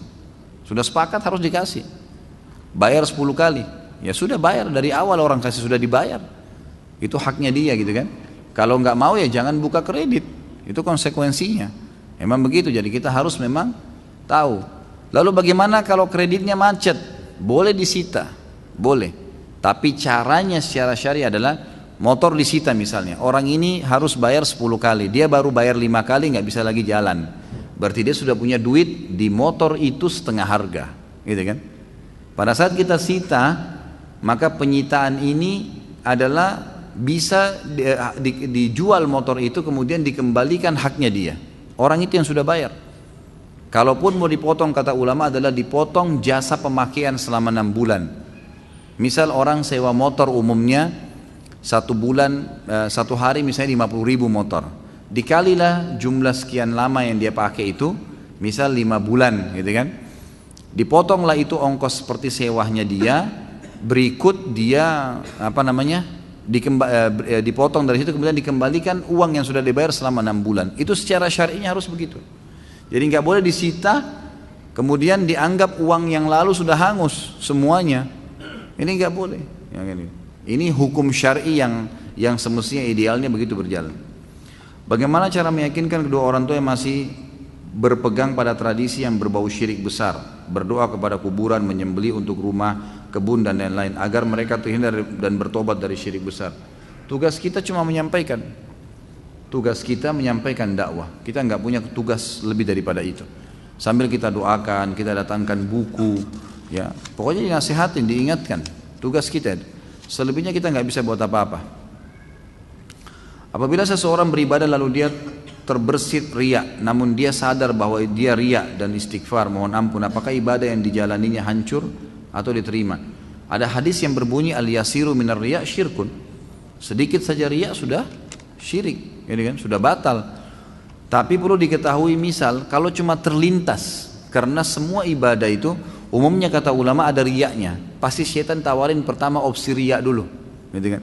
Begitu kita sholat, riya dulu yang ditawarin. Kalau kita selama kita tidak mengiyakannya, berarti nggak masalah. Jadi itu orang di sebelahmu, itu orang begini, itu orang anggap kau doamu panjang dan kita nggak iyakan, kita terus baca, kita nggak pedulikan. Seperti orang lagi nawarin marketing, nawarin produk, kita jalan saja dia ngomong terus, kita nggak pedulikan, nggak ada masalah, gitu kan. Nggak mengganggu ibadahnya dia. Tapi kalau kita mampir, dengarin keterangannya, ambil informasi, nah ini jadi masalah, gitu kan. Jadi kalau kita sempat mengiyakan itu berarti sudah syirik, nggak boleh. Bahkan sebagian ulama mengatakan kalau sudah terlintas begitu dia batalin sholatnya. Lebih aman dia batalin, dia ulangin, karena sudah berbahaya buat dia, sudah nggak diterima kalau dia lanjutin. Apakah benar mengharamkan sesuatu yang Allah halalkan lebih besar dosanya daripada syirik? Setahu saya kalau dia dipertemukan dengan syirik besar, maka sama kurang lebih, ya. Karena memang hal-hal salah satu yang bisa membatalkan keislaman seseorang itu kalau dia menghalalkan apa yang Allah haramkan atau mengharamkan apa yang Allah halalkan. Ini memang masuk, Ibnu Qayyim memasukkan dari 10 poin batalnya keislaman seseorang, salah satunya menghalalkan apa yang Allah haramkan dan mengharamkan apa yang Allah halalkan. Ini mungkin dia kelasnya selevel dengan di bawahnya syirik besar, tapi kalau dipertemukan dengan syirik kecil enggak, beda. Ini pembatalan Islam tadi Kan syirik kecil itu riya cuma membatalkan amal yang sedang. Tapi kalau sama syirik besar mungkin dia hampir dekat. Apa yang dimaksud dengan hadis mahfuz dan hadis syadz? Tentu ini ada bahasan sendiri ya. Mahfuz itu yang terjaga, yang syadz itu kalau sesuatu yang diragukan tentang kedudukannya. Kurang lebih makna letter-letternya seperti itu. Dulu saya suka nyanyi goyang dumang yang ditampilkan oleh artis Cita-Cita atau apa ini. Sehingga kadang saya pengen menghadiri konsernya, hampir-hampir saja saya menjadi fans Cita-Cita tadi itu ya. Tapi saya kembali menyadari kalau apa yang ingin saya lakukan adalah perbuatan yang tidak terpuji. Kemudian saya mulai punya inisiatif yang menurut saya positif, yaitu daripada saya mendengarkan lagu dan goyangan tadi Cita-Cita itu, lebih baik saya meminta istri saya bernyanyi dan bergoyang ya, seperti Cita-Cita tadi. Untuk saya tanpa dibarengan musik, karena kebetulan istri saya dahulu pandai bernyanyi dan bergoyang. Apakah inisiatif saya ini diperbolehkan dalam ajaran Islam? Boleh sekali, enggak masalah, boleh, tidak ada masalah. Pak Yoyo mau praktek ya? Boleh nggak? Jadi hukumnya boleh suami dinyanyikan oleh istrinya, boleh, boleh, kan gitu. Dengan kata-kata cinta, lantunan syair itu boleh, nggak ada masalah. Bahkan dikatakan wanita ahli surga wanita yang bisa membangkitkan syahwat suaminya. Dalam arti kata memang dia diberikan kesempatan seluas-luasnya kalau sama suaminya, boleh saja, gitu kan? Selama tidak ada hal-hal yang haram. Bagaimana hukuman orang yang mengatakan istilah sunnah Rasul yang populer di masyarakat di malam Jumat adalah penghalusan istilah dari hubungan suami istri? Saya Allahu alam, saya pribadi tidak pernah menemukan dalil itu. Saya tidak pernah menemukan dalil itu. Tapi yang ada adalah hari Jumat. Cuma kemungkinan mungkin yang dimaksud adalah hadis hari Jumat itu. Karena memang kan malam Jumat itu sudah dianggap juga hari Jumat, gitu kan? Yang kata Nabi SAW, siapa yang mandi di hari Jumat, mandi junub, gitu. Kemudian dia menggunakan bajunya yang terbaik, dia menggunakan wangi-wangian yang terbaik, dia menyisir rambutnya dengan rapi, menggunakan minyak di rambutnya, kemudian dia memakai minyak wangi terbaiknya, lalu dia ke masjid, kemudian dia sholat yang diperintahkan tahiyat masjid, kemudian dia mendengarkan khatib, dia duduk di dekat khatib, imam di depan maksudnya, kemudian dia dengarkan khutbahnya, lalu dia sholat kecuali dosanya diampuni. Kata ulama hadis, pernyataan di sini siapa yang mandi hari Jumat, mandi junub adalah menggabungkan antara mandi Jumat sama mandi junub. Dianjurkan berhubungan biologis, gitu kan? Itu di hari Jumatnya. Tetapi di sini kemungkinan besar yang mengatakan bahwasanya malam Jumat itu juga dianjurkan, mungkin pemahaman tentang masalah ini. Seperti hadis misalnya tentang membaca surah Al-Kahfi ya. Siapa yang membaca surah Al-Kahfi di malam Jumat, sebagian ulama mengatakan ini masuk maksudnya Jumatnya, gitu kan? Maka Allah akan berikan untuknya cahaya antara dia dengan Ka'bah. Artinya dia akan sering Allah mudahkan menziarahi Ka'bah itu. Ya, sering menziarahi Ka'bah. Maka di sini ulama bilang membaca malam Jumat atau Jumatnya sama saja, karena kalimat malam Jumat dan Jumat ini dianggap satu. Seperti itu. Apa hukum bagi pedagang yang menggunakan jimat penglaris sebagai pemanis dan jimatnya menggunakan ayat Al-Quran? Bagaimana hasil uangnya, halal atau tidak? Tentu tidak benar, tidak ada itu ya. Pelaris, dan umumnya memang sekarang banyak dukun-dukun ini ingin mengelabui ya orang-orang. Kalau yang datang misalnya ibu-ibu pakai jilbab, bapak-bapak dianggap muslim, maka dikelabuilah sama dia dengan cara diberikan kertas tulisannya ada ayat-ayat Al-Qur'annya, tapi ternyata di situ banyak khurafat. Saya waktu terangkan masalah sihir, nanti ada bahasan kita nih, dosa besar yang ketiga atau yang keempat kalau salah itu ada masalah sihir, nanti panjang lebar saya jelaskan. Itu saya sampai kaget masuk, waktu saya jelasin masalah sihir, subhanallah, di daerah Condet saya sholat di musola, di depan, di seberang jalan sekolah yang sedang saya jelaskan itu, ada tulisan bahasa Arab, sampai saya foto di HP saya masih ada gitu. Itu tulisannya awalnya ayat kursi, lama-lama di bawah itu kalau mengerti bahasa Arab pasti kaget tuh, ini bisa menghilangkan sihir, ini bisa menghilangkan syaitan, ini bisa menyelamatkan rumah dari pencuri dan beragam macam lah. Dan itu ada kalimat-kalimat itu bahasanya tulisan Arab. Saya sendiri nggak ngerti apa isinya. Gitu kan. Sudah 7 tahun lebih, alhamdulillah lebih 10 tahun saya belajar bahasa Arab. Ini saya nggak ngerti apa yang ditulis. Gitu. Jadi ini satu keunikan yang luar biasa, tulisan yang tidak masuk di akal. Dan ini semua khurafat yang saya tahu. Jadi harus taubat kepada Allah. Semua buhul itu dibakar. Dan caranya adalah mulai dengan modal yang halal, yang manusiawi, jujur dalam transaksi. Apa kata Nabi SAW? Kalau pembeli dan penjual jujur, maka Allah berkahi di transaksi mereka. Pasti laku dan yang beli puas. Itu. Kita mau jual mobil, pernah tabrakan? Pernah tabrakan nggak? Pernah. Tapi saya sudah masukin di bengkel, di sini tabrakannya. Insya Allah laku tuh. Oh nggak pernah, mobil saya nggak pernah tabrakan. Padahal sudah 7 kali tabrakan ini. Ini bohong, nggak bisa. Pasti nggak laku. Sudah ada hadis Nabi, manusiawi aja, nggak usah pakai pelaris-pelaris begitu. Apalagi ikut-ikutan bawa patung kucing lah, apalah macam-macam. Saya kemarin masuk ke Polda, ketemu sama salah satu teman saya di situ. Ternyata ada bawahannya dia pakai patung kucing tuh. Kenapa akhi pakai patung kucing? Ini nggak tahu, sudah saya nasihatin tetap aja taruh patung kucing di situ. Yaitu patung kucing untuk panggil pelaris supaya orang datang bayar. Ini apain ini? Dari mana akalnya itu patung bisa manggil? Itu permainan syaitan semua, itu syirik, nggak boleh. Ya, harus dijauhi. Setelah saya mau nanya, siapa itu jin dan siapa itu syaitan? Apa benar syaitan itu lebih halus daripada debu? Sudah saya jelaskan sebenarnya, tapi ya oke lah. Jin ada 3 golongan, mukmin, fasik, dan kafir. Jin yang mukmin sama dengan manusia, manusia juga mukmin sama. Mereka tidak akan transaksi, tidak akan interaksi, tidak akan menikah, tidak akan ngobrol, tidak ada urusannya. Seperti kita tidak akan pernah urusan panggil-panggil jin, teman, ajak makan, itu nggak ada. Kita tahu hukumnya nggak ada. Jin yang fasik, jin muslim yang bobrok, masih banyak dosanya, sama manusia yang fasik, sama jin yang kafir. Nah di alam jin ini, jin yang fasik sama kafir namanya syaitan. Jadi semua syaitan pasti jin, tidak semua jin itu syaitan. Di alam jin ada dakwah, kayak kita mungkin ada dakwah, ada jin beriman. Kalau bukan karena iblis sudah minta kepada Allah agar dipanjangkan umurnya, sudah lama dibunuh sama jin beriman tuh. Jadi syaitan itu adalah bagian dari jin yang dipimpin oleh iblis. Ustaz, apa hukumnya belajar ngaji Al-Quran dengan guru ngaji wanita? Kalau anda wanita silahkan, kalau laki-laki janganlah. Gimana caranya belajar ngaji dari perempuan? Kecuali belum balik mungkin ya. Kalau sudah dewasa kenapa harus perempuan? Nanti aja jadi fitnah, gitu kan? Apalagi berkhalwat berdua, sebaiknya janganlah, dijauhi guru perempuan, gitu kan? Ustaz, apakah hadis lemah termasuk sunnah? Dan apakah hukum jika kita mengerjakan? Apakah dapat pahala? Hadis yang lemah tentu dilihat dulu. Kalau lemahnya itu bukan karena satu hal yang fatal, dianggap fatal dalam ilmu hadis itu kalau dusta, pendusta, gitu kan, pembohong nih. Apalagi kalau orang yang ahli maksiat, suka bermaksiat, gitu kan. Ini terus kemudian dia meriwayatkan hadis, ini semua sudah jelas ditolak, ini lemah sekaligus ditolak, gitu kan. Tapi kalau lemahnya dengan alasan lain, dalam ilmu hadis ada namanya ikhtalata fi akhir umrihi, orang yang di akhir hidupnya mulai hafalannya bercampur baur.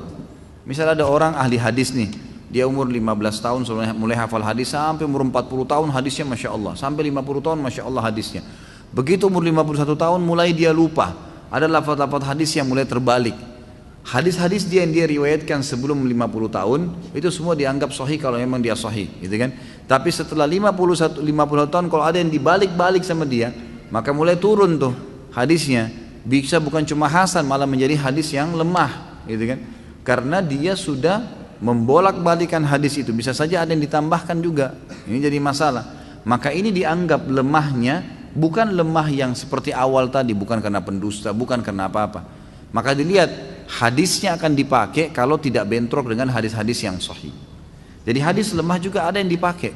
Ada yang dipakai selama dia hanya sekedar mendukung saja hadis-hadis yang benar, gitu kan. Misal hadis sahih, hadis hasan, lalu ada hadis yang lemah semakna dengan itu. Maka itu biasanya dimuat oleh para ulama. Tapi kalau dia berdiri sendiri dan dia tidak ada hadis sahih yang menjelaskan seperti apa yang dijelaskan sama dia, atau dia malah bentrok dengan makna hadis sahih dan hasan, maka ditolak. Pak Ustaz, salat berjamaah kan lebih baik daripada salat sendiri, tapi musola tempat saya sering berzikir dan doa bersama sambil mengeraskan suara, padahal itu tidak ada dalam ajaran Nabi dan Rasul. Apabila setelah saya salat berjamaah di musola tersebut saya langsung meninggalkan musola, apakah boleh? Bukankah kita tidak boleh meninggalkan musola sebelum imam yang meninggalkan? Bagaimana cara menyikapinya? Boleh kita tinggalin musola tanpa imam meninggalkannya, boleh saja. Kalau kita punya hajat, boleh kita keluar. Tetapi yang perlu diperhatikan adalah kalau zikir habis sholat dengan suara itu tidak melanggar ya. Zikir habis sholat dengan ada suara keluar itu tidak melanggar. Yang ditegur kalau rame-rame, gitu kan, secara bersamaan. Karena Nabi SAW dalam hadis Ibnu Abbas disebutkan, Ibnu Abbas berkata, saya tahu sholat selesai di masjid Nabi kalau ada suara, gitu kan. Saya mendengar suara mereka, sahabat lagi berzikir. Cuma tradisi Nabi SAW kalau beliau lagi zikir baca ayat kursi misalnya, di sana sahabat baca Al-Ikhlas, di sana baca Subhanallah. Jadi tidak dipaksa dengan satu irama.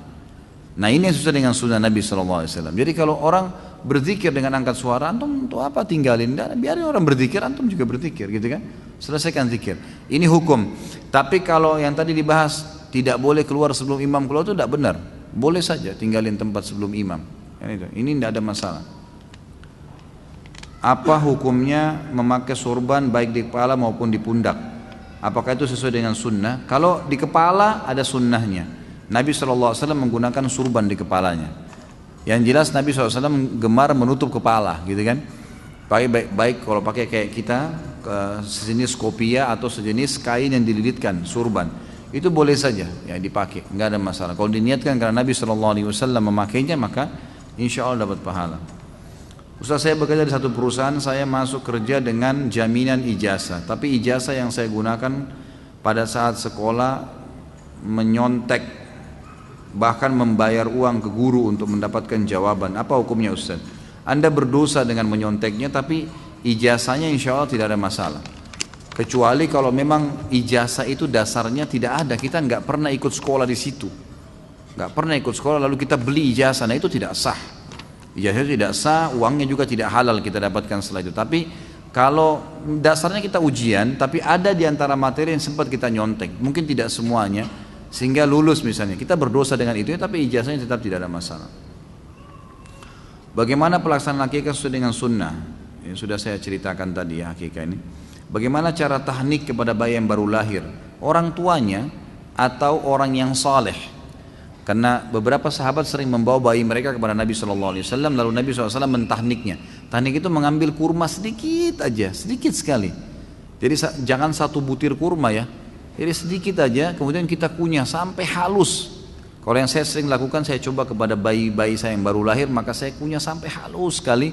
Kemudian saya ambil sedikit ditempelin di langit-langitnya, karena bayi baru lahir itu masih belum bisa apa-apa mereka. Ditempelin sedikit, tentu tangan kita dibersihkan, dicuci supaya steril. Ini masuk ke mulutnya bayi, kesian, maka dibersihkan. Kita pun juga usahakan sudah sikat gigi, gitu kan. Jangan mewariskan juga, kesian ya, virus-virus ke dia. Jadi kita kunyah dengan kondisi mulut kita bersih, baca bismillah makannya, lalu kemudian halus ditempelin langit-langitnya. Saya pernah praktekin, memang kalau bayi baru lahir kayaknya ya agak sulit kalau lebih dari setengah butir kurma, itu sudah banyak setengah itu. Itu saja, jangan dipaksain. Nanti setelah itu dia minum susu, nanti kalau sore lagi ada waktu, yang jelas boleh selama beberapa waktu, tidak ada batasan hari untuk tahniknya, boleh berapa hari saja. Ya, bahkan anak-anak saya masih saya sering kasih, walaupun mereka sudah mulai umur 2-3 tahun, saya suruh kasih kurma gitu. Riba termasuk syirik besar. Di zaman ini sulit untuk terlepas dari riba. Nggak pernah ada perkataan riba itu syirik. Dari mana? Riba lain, riba dosa lain. Jangan salah faham nih. Ini 2 jam lebih saya teriak-teriak sini, kalau nggak ngerti nih sayang benar. Jadi riba itu bukan syirik ya, riba itu dosa sendiri. Riba itu berhubungan dengan masalah transaksi, nanti ada dosanya kita bahas. Lain nih, transaksi uang, barang, nanti akan kita sebutkan. Beli mobil dengan riba, ingin beli rumah dengan kredit dan seterusnya, nanti kita bahas ya di masalah riba, insya Allah saya bahas nanti. Wah, terpaksa tiba yang panjang nih. Sebentar, masih ada. Jangan tambah lagi ya. Dalam hal kulit hewan kurban, masjid kami selama ini memberikan kulit tersebut pada ketua remaja masjid dan kemudian oleh mereka dijual. Apakah hal ini menyalahi larangan Nabi SAW dalam hal menjual kulit hewan kurban? Tentu saja yang ada teguran kalau kulit itu dijadikan sebagai khusus bahan bayaran. Ini yang saya tahu. Tapi kalau diberikan kepada orang tidak ada masalah. Kalau sudah jadi milik dia kemudian dia mau jual, itu urusan dia, gitu kan. Tapi yang di sini tidak boleh, lebih umumnya kayak gitu. Makanya saya sarankan kalau teman-teman nanti jadi panitia masjid, kemudian ada orang yang datang menyembelih, gitu kan? Ya dia dikasih upah. Masalah kulit mau dikasih itu kulit nanti, gitu kan? Nanti apa kalau mau dikasih lagi istilahnya. Atau kalau dasarnya memang dia mau beli kulit itu, yang uangnya nanti dikembalikan untuk kebutuhan beli kresek lah, apalah kebutuhan untuk hewan kurban itu juga sendiri, dan tetap mereka mendapatkan upah yang lain seperti penyembelih itu, dan yang bekerja boleh dapat daging kurban, gak ada masalah. Termasuk juga boleh orang kaya dapat daging kurban ya, jadi bukan cuma orang miskin. Kita menyembelih misalnya sapi atau kambing dekat rumah, boleh nggak saya minta 1 kilo? Boleh, malah sunnah itu. Karena Nabi SAW mengatakan setiap habis menyembelih idribuli sahman, berikan saya sebagian dagingnya. Maka Nabi SAW ambil, lalu Nabi SAW nikmatin daging itu. Berarti kita sunnah boleh mengambil sebagian. Baik, kalau saya nyembelih sapi ada 30 kilo, 50 kilo, 100 kilo misalnya dagingnya, lalu saya ambil 10 kilo ke rumah, boleh nggak? Boleh, nggak masalah. Lalu kemudian ada adik saya datang, adik saya orang kaya raya, saya kasih kresek sama dia, boleh nggak? Boleh. Daging kurban boleh dinikmatin oleh orang miskin, orang kaya boleh. Tapi kalau kita mau bagi-bagi, umumnya dibagi kepada orang-orang yang tidak mampu. Ustaz, bagaimana ya caranya mendakwai istri yang selalu mengelak jika diberitahukan ilmu? Misal contoh sunnah, bab tentang larangan alat musik, memasang foto dan lain-lain. Dengan alasan macam-macam menurut akal dia, kan dulu zaman Nabi belum ada alat musik seperti gitar, piano dan lain-lain, cuma ada rebana, pantas aja cuma rebana yang dibolehin. Kenapa dilarang musik kalau tujuannya baik? Misalnya ada musik bernuansa islami untuk penyampaian dakwah, bisa lebih mengena dengan musik. Kalau rebana buat ngiringin tari striptis, berarti rebana haram. Kenapa juga dilarang menggambar foto? Mungkin tergantung tujuannya aja. Kalau buat disembah ya nggak boleh, tapi kan cuma buat dipajang biar rumah termasuk bagus, punya seni. Intinya kan Al-Quran tidak ada ayat yang menjelaskan musik dilarang, menggambar foto haram, asuransi haram dan lain-lain. Hal yang baru dulunya nggak ada, jangan disamakan dengan sekarang. Lalu saya jelaskan, dalam Al-Quran tidak ada ayat yang melarang musik secara tegas, tapi ada isyarat di dalam Al-Quran surah Al-Luqman ayat 6.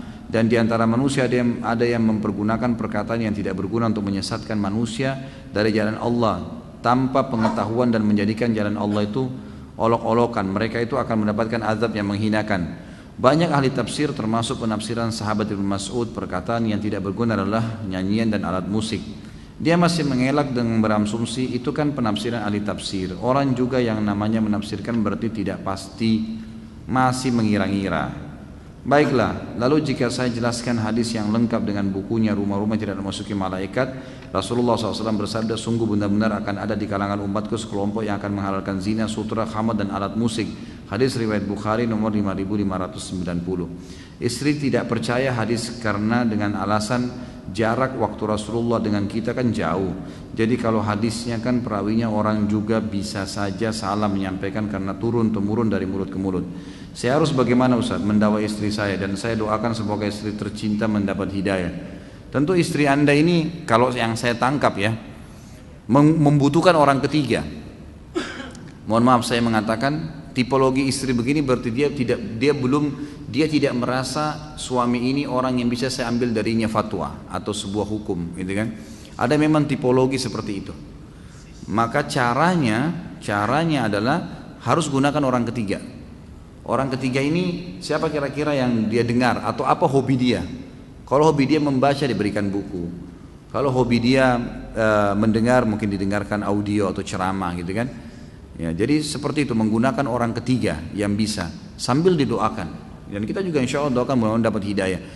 Yang penting begini, jangan pernah jenuh dalam menyampaikan dakwah. Insya Allah tidak ada. Nabi Nuh berdakwah 950 tahun pada istrinya.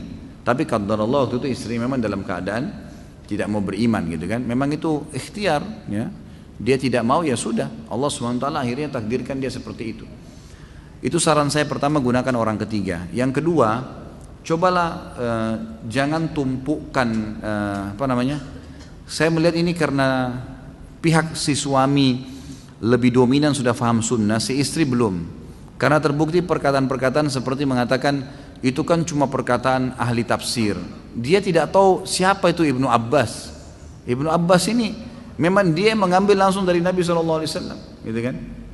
Ibnu Mas'ud memang dia langsung sahabat Nabi yang belajar dari Nabi SAW hadis, dan dia bersumpah atas nama Allah, surah Luqman ayat 6 itu adalah musik, bersumpah. Ya, jadi memang begitu, dan coba gunakan kata-kata atau penyampaian kepada istri seperti ini sesuatu yang tegas. Jadi ini loh dalilnya, jelas haram gitu. Dan kamu harus bisa menerima karena begini. Ada tipologi istri memang yang harus dengan cara seperti ini haram jelas. Kamu mau berargumen apapun tetap tidak bisa. Kalau masalah kasus kamu bilang jarak kita dengan Rasulullah SAW jauh, berarti kamu seakan-akan mengatakan mustahil agama bisa diterima sekarang. Kalau begitu berarti semuanya akan diprotes, semua akan ditinggalkan. Ini kan semua argumen yang disampaikan hanya karena menepis. Kalau saya lihat ini karena butuh orang ketiga, Allahu a'lam. Jadi mudah-mudahan saja ya Allah berikan hidayah insyaallah.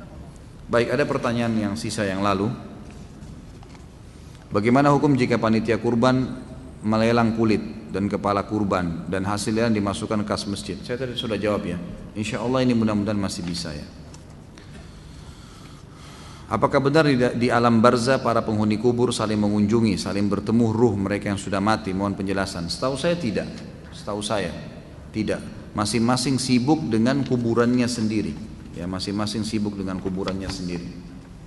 Oh iya, sebelum saya lupa ini saya mengucapkan jazakumullah khair kepada ikhwah dan akhwat yang sudah partisipasi di sumbangan komputer ya. Ini alhamdulillah laptopnya sudah ada.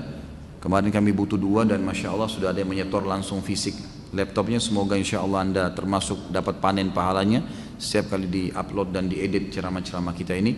Dan alhamdulillah Anda bisa lihat sendiri di YouTube pengunjungnya pasti rata-rata ribuan, bahkan sudah ada yang hampir ratusan ribu pengunjung yang mengikutinya. Dan juga ada seorang ikhwah kalau nggak salah kemarin langsung ke Pak Diarto. Kemudian ada juga yang langsung ke saya, seorang ibu yang langsung menyetor uangnya cash untuk membeli laptop dengan spek yang memang sudah kita tentukan. Kemarin memang ada spek yang diberikan oleh Pak Diarto, kurang lebih harganya sekitar 11.400.000-an ya, salah harganya itu. Di sini ada speknya dan alhamdulillah sudah ada lah ya, istilahnya sudah ada. Dan alhamdulillah berita gembira bagi yang sudah menyumbang. Apakah benar dalam Islam dilarang nongkrong atau apa ada adabnya? Boleh, bukan tidak boleh. Nongkrong maksudnya di pinggir jalan ya, kumpul-kumpul itu boleh. Karena ini memang dalam hadis Nabi SAW pernah disebutkan, hadis Bukhari. Kata Nabi SAW, jangan kalian duduk-duduk di pinggir jalan. Maka para sahabat mengatakannya, Rasulullah, kami punya hajat, kami nggak bisa nggak duduk-duduk. Pasti kami pulang dari masjid, duduk nongkrong, ngobrol-ngobrol. Ya seperti sekarang banyak umat Islam duduk, mungkin di warung kopi, ngobrol-ngobrol gitu. Sahabat sering lakukan, mereka ngumpul-ngumpul. Kami harus ya Rasulullah. Kata Nabi SAW, kalau kalian harus lakukan maka berikanlah jalanan haknya. Kata para sahabat, apa haknya ya Rasulullah? Kata Nabi SAW, kalian menyuruh kepada kebaikan, melarang dari kemungkaran, memberikan petunjuk kepada orang yang butuh jalan, gitu kan? Ya, ini perintah-perintah Nabi SAW, menjawab salam. Ini semua hak-hak jalanan yang harus dijaga. Jadi bukan malah di jalanan dia malah yang mengambil haknya orang, tapi dia memang memberikan tunjuk, membuat orang merasa nyaman, dapat bantuan, gitu kan? Dari orang-orang ini itu dibolehkan. Ini adabnya. Apakah kita tidak boleh membunyikan sendi-sendi dalam sholat, mematahkan jemari tangan dan kaki? Mematahkan ini bagaimana? Hah? Membunyikan, jadi bukan mematahkan kali ya. Ini bahasanya luar biasa. Jadi setahu saya Allah alam ini sebagian besar ulama memakruhkan, jadi bukan tidak boleh.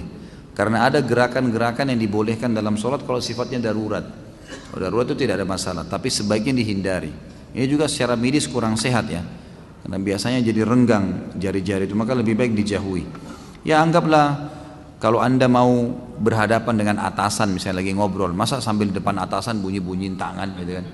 Pasti nggak mau. Bagaimana dengan hadapannya Allah Subhanahu wa taala? Coba hindari. Itu waswas syaitan agar mengurangi kekhusyuan Anda. Apakah dalam majlis dalam masjid ba'da azan, majlis ilmu dalam masjid setelah azan boleh dilanjutkan? Majlis itu majlis bid'ah. Apakah kita harus menunggu majlis selesai ataukah membuat jamaah terlebih dahulu? Tentu saja boleh ya. Kalau azan kayak tadi azan waktu kita tunda seberapa menit. Tapi ini bukan berarti tunda sampai keluar waktu. Karena memang biasanya antara azan dengan azan ada durasi. Ada durasi. Ini masih dibolehkan. Mungkin kita tadi kayak makan ambil waktu 5 sampai 10 menit kemudian azan itu bukan sesuatu yang mengeluarkan dari waktunya sebenarnya. Terlebih lagi durasi antara azan dan iqamah di zaman Nabi SAW itu ukuran 50 ayat. 50 ayat itu lumayan ya, mungkin 20 sampai setengah jam, 20 menit sampai setengah jam. Maka berarti memang di sini ulama mengatakan boleh ya, menunda itu dalam waktu tertentu. Tapi kalau majelis itu majelis yang melanggar sunnah Nabi ya sebaiknya jangan, gitu kan? Jangan dihadiri. Bagaimana caranya? Keluar aja dulu, jangan buat jamaah, itu jadi fitnah, gitu kan? Jangan buat jamaah, keluar aja dari masjid, duduk mungkin di teras, begitu iqamah atau azan baru masuk sholat insya Allah. Apakah orang munafik itu kekal di neraka? Jawaban saya sudah tak dikena. Allah mengatakan innal munafikina fid darkil asfali minan nar. Orang munafik pasti akan masuk ke dasarnya api neraka. Kata ulama tafsir disepakati mereka akan kekal di situ. Bagaimana dengan kelompok yang saat ini disebut dengan Khawarij, namun justru beberapa ikhwah yang pernah saya kenal, apa yang mereka contohkan justru tidak taklid seperti ciri-ciri Khawarij, bahkan masyarakat di sana sejahtera. Tentu saja ya, Khawarij ini kelompok yang muncul sudah dari zaman Nabi SAW, zaman sahabat, Allah sudah ada, dan saya sudah berikan ciri-cirinya.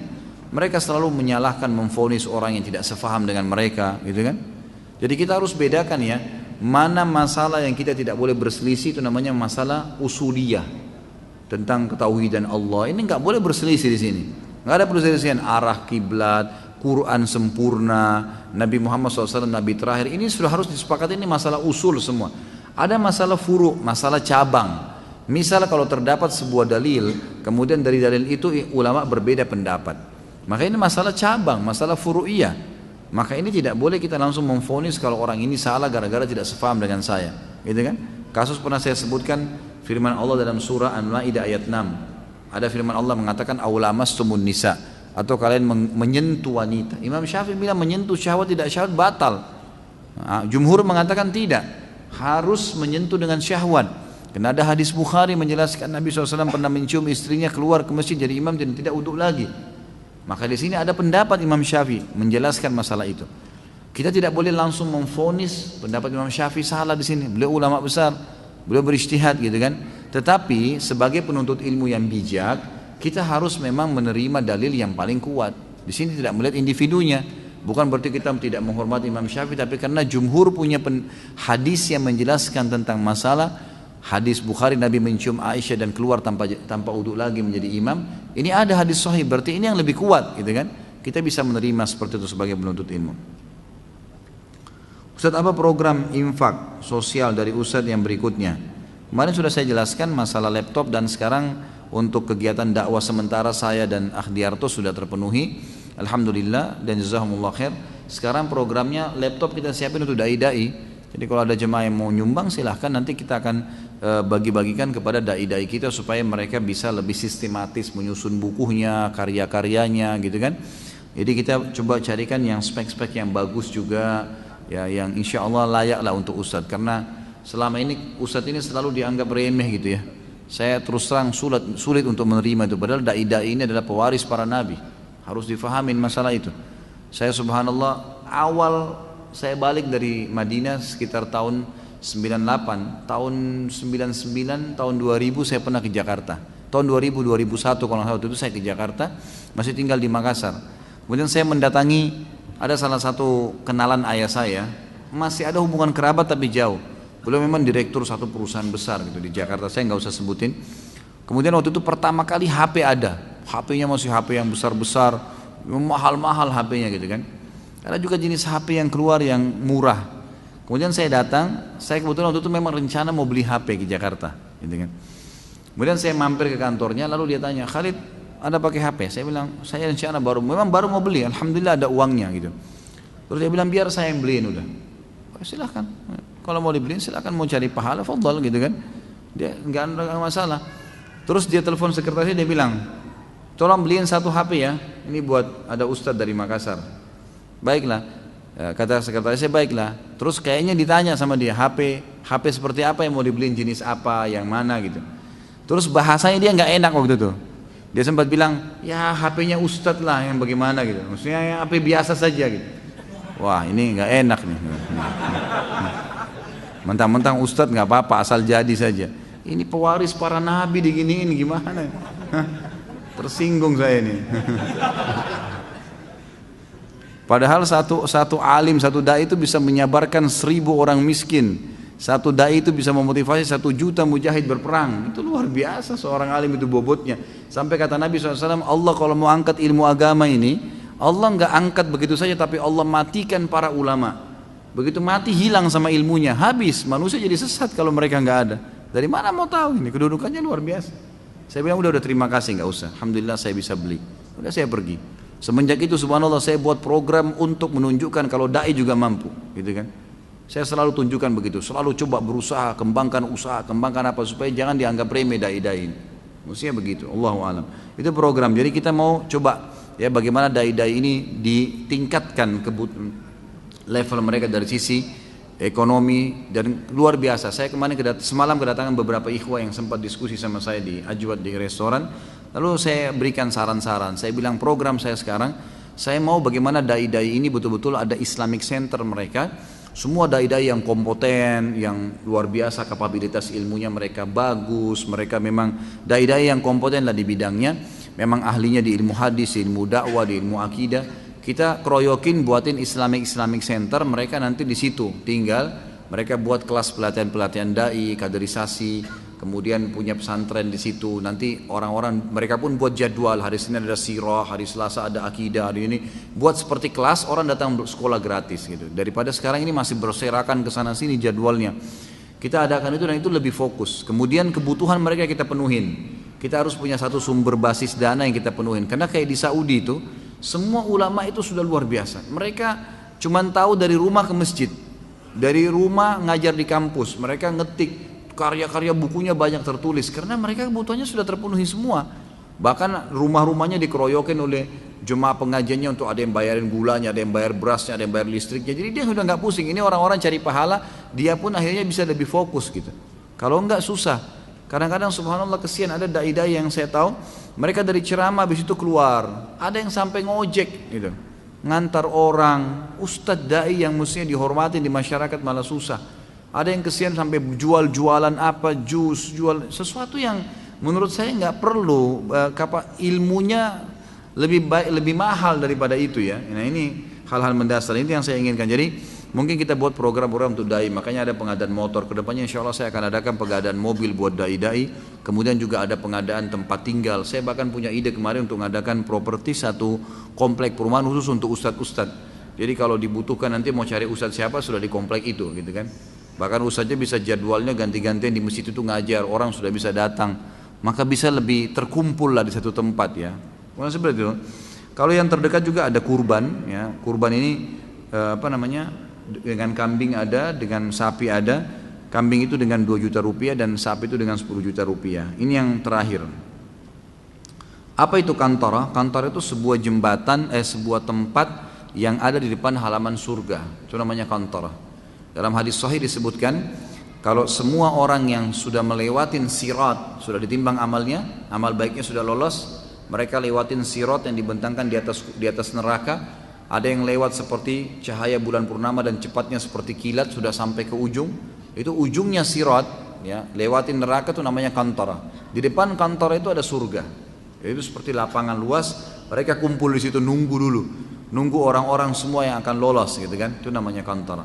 Ada yang lewat seperti kecepatan kuda, ada yang lewat seperti berlari, ada yang lewat seperti berjalan, ada yang lewat merangkak, dan ada yang jatuh ke neraka terlebih dahulu. Wa na'udzubillah. Ya, ini kantara sebuah tempat yang mereka akan berkumpul nanti sebelum masuk ke dalam surga. Inilah yang sesuai dengan sabda Nabi SAW. Kalian akan berkumpul ya di satu tempat kantara itu, dan aku akan datang mengetuk pintu surga. Lalu penjaga surga bertanya, siapa engkau? Aku berkata, aku Muhammad. Maka kata penjaga surga, aku tidak diperintahkan membuka pertama kali kecuali untukmu. Maka dibukalah pintu surga tersebut untukku, dan surga diharamkan untuk nabi-nabi sebelum aku masuk, dan diharamkan untuk umat-umat sebelum umatku masuk. Bagaimana Rasulullah SAW memotong kuku jari yang mana dahulu? Adakah sunnahnya? Yang saya tahu dari kanan ke kiri, yaitu kan dari kanan ke kiri, dan dimulai dari jari kelingking sampai ke ibu jari dan seterusnya begitu.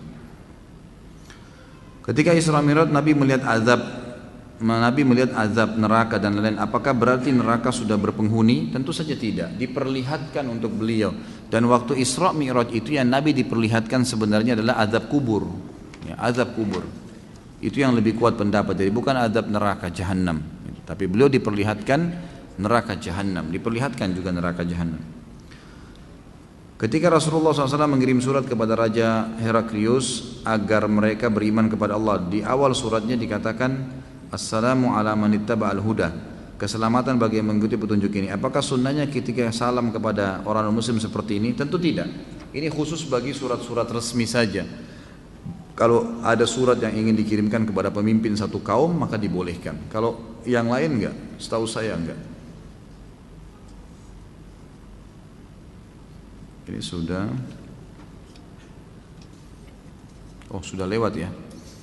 Jika di lingkungan rumah kita ada 3 masjid atau lebih dan ada satu masjid yang sudah sunnah dengan komunitasnya orang-orang yang sudah mengenal sunnah, maka saya lebih condong berjamaah di masjid tersebut dengan alasan lebih khusyuk, rapi safnya. Jadi pahalanya lebih banyak karena safnya sempurna. Lalu saya dibilang keluarga ekstrim, seolah-olah saya punya aliran sendiri karena tidak mau berjamaah di masjid lainnya. Apakah saya salah jika memilih masjid yang sunnah itu? Tentu saja tidak. Enggak usah peduli dengan perkataan orang. Kita kalau peduli perkataan orang nanti jadi kacau semua. Selama itu benar jalanin, enggak usah ragu. Dan enggak usah peduli dengan orang, karena kalau kita peduli dengan orang sementara kita dahulukan perkataan orang dari kebenaran, kita akan kacau semuanya. Berapa banyak rumah tangga kacau gara-gara perkataan orang ketiga, gitu kan? Harus punya prinsip. Saya pernah ajarkan, kalau kita diajak sama teman-teman makan di satu restoran, ada makan nasi goreng, kemudian kita begitu buka menu ada mie goreng dan hati kita pengen mie goreng, makan mie goreng. Walaupun teman-teman suruh nasi goreng, enggak, saya mau mie goreng aja. Nanti saya incipin punya kamu, enggak apa-apa, gitu kan? Mesti punya prinsip. Nanti supaya kita ikut. Kalau enggak, suami kamu tuh begitu ya, langsung ribut sama suaminya. Istri kamu tuh begitu ya, kamu tuh tetangga bilangin begini, tadi si fulan bilang begini, terpengaruh. Untuk apa? Saya bilang sama istri saya, ingat, rumah tangga ini saya, kamu dan anak-anak. Saya pemimpinnya, kamu wakil saya. Instruksi dari saya. Orang lain manapun mau masuk sini menyampaikan sesuatu harus saya yang ambil keputusan. Jadi nggak boleh sembarangan. Jadi rumah tangga kita punya benteng-benteng. Kalau nggak jadi kacau semua nih. Di masjid yang sudah sunnah, jika ada kajian selepas maghrib, selepas isya, kadang sholat isya ini ditunda sampai kajian selesai dulu. Biasanya sampai 45 menit. Jadi sekitar jam 8 baru sholat. Apakah dibolehkan menunda isya? Ada hadis memang yang membolehkan mentakhirkan isya ya. Tapi saran saya lebih baik sholat dulu seperti kita ini. Jadi tepat awal waktu kemudian baru dilanjutin. Ketika Idul Adha sebentar lagi, mana yang lebih afdal berkurban sapi atau kambing? Sudah saya jelaskan. Maaf ya, kita selesaikan dulu ini beberapa lagi. Wah, ini poligami nanti dulu. Dan dia sudah tahu kalau saya bilang jangan cari gara-gara. Jadi perkataan pertama, afwan Ustaz, sebelumnya pertanyaan bukan cari gara-gara. Ustaz, saya bosan dan bingung. Begini Ustaz, saya tinggal di lingkungan keluarga yang belum sunnah. Andai bisa pergi, saya ingin pergi, namun punya tanggung jawab keluarga. Keluarga didakwahin, diajak sunnah, nggak mau. Istri sudah berkerudung, suruh berjilbab yang syar'i, nggak mau.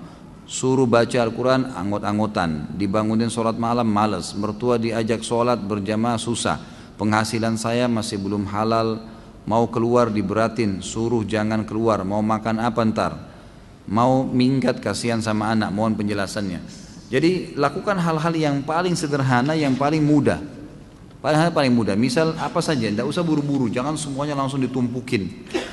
Jadi misalnya fokus, mau istri pakai jilbab syar'i, itu dulu difokus, jangan dulu ke mertua, itu sudah menjabar kemana-mana. Orang terdekat dulu. Mulai dengan pasangan, nasihatin baik-baik gitu kan. Kalau sama istri ini harus ahli rayu gitu.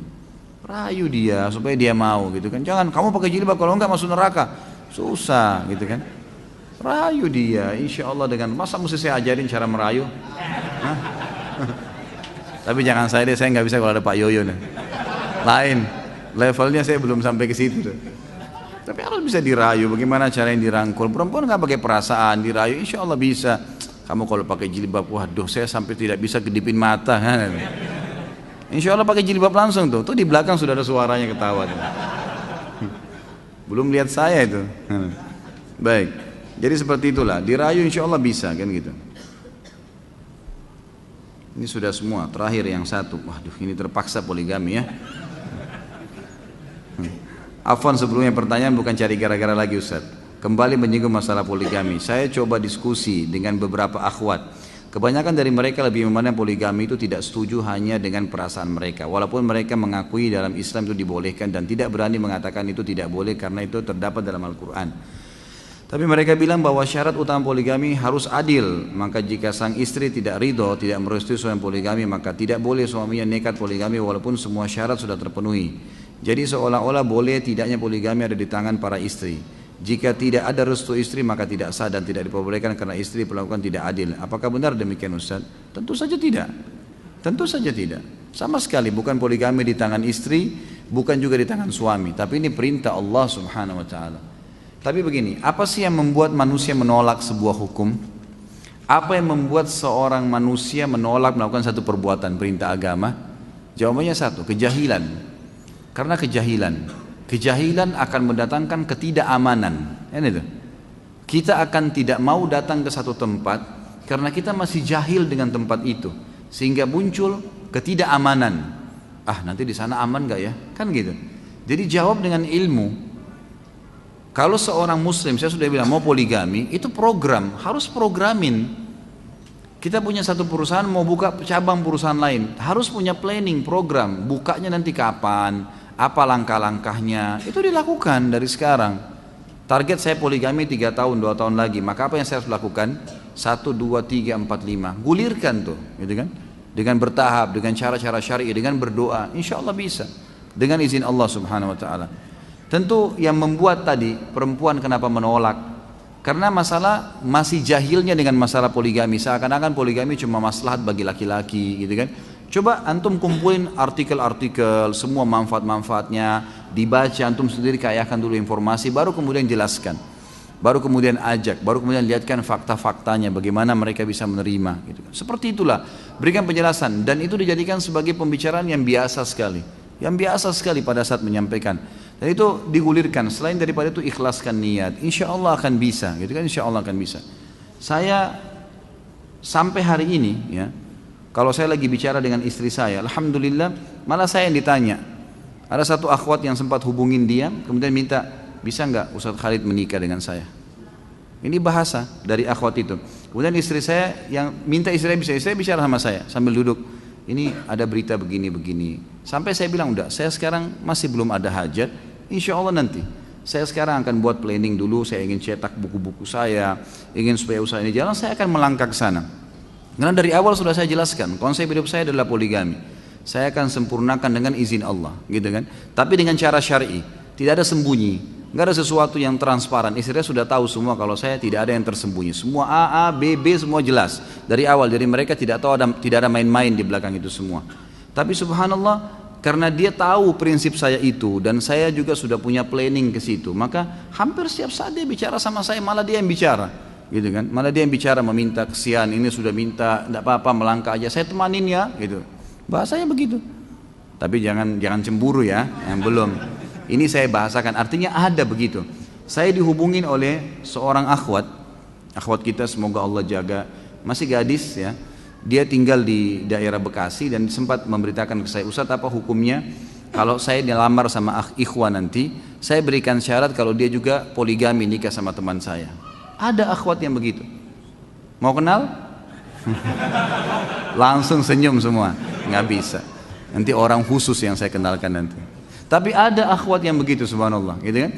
Jadi satu sisi ada akhwat yang begini, oh nggak bisa, harus adil, dia nolak. Satu sisi ada akhwat yang luar biasa.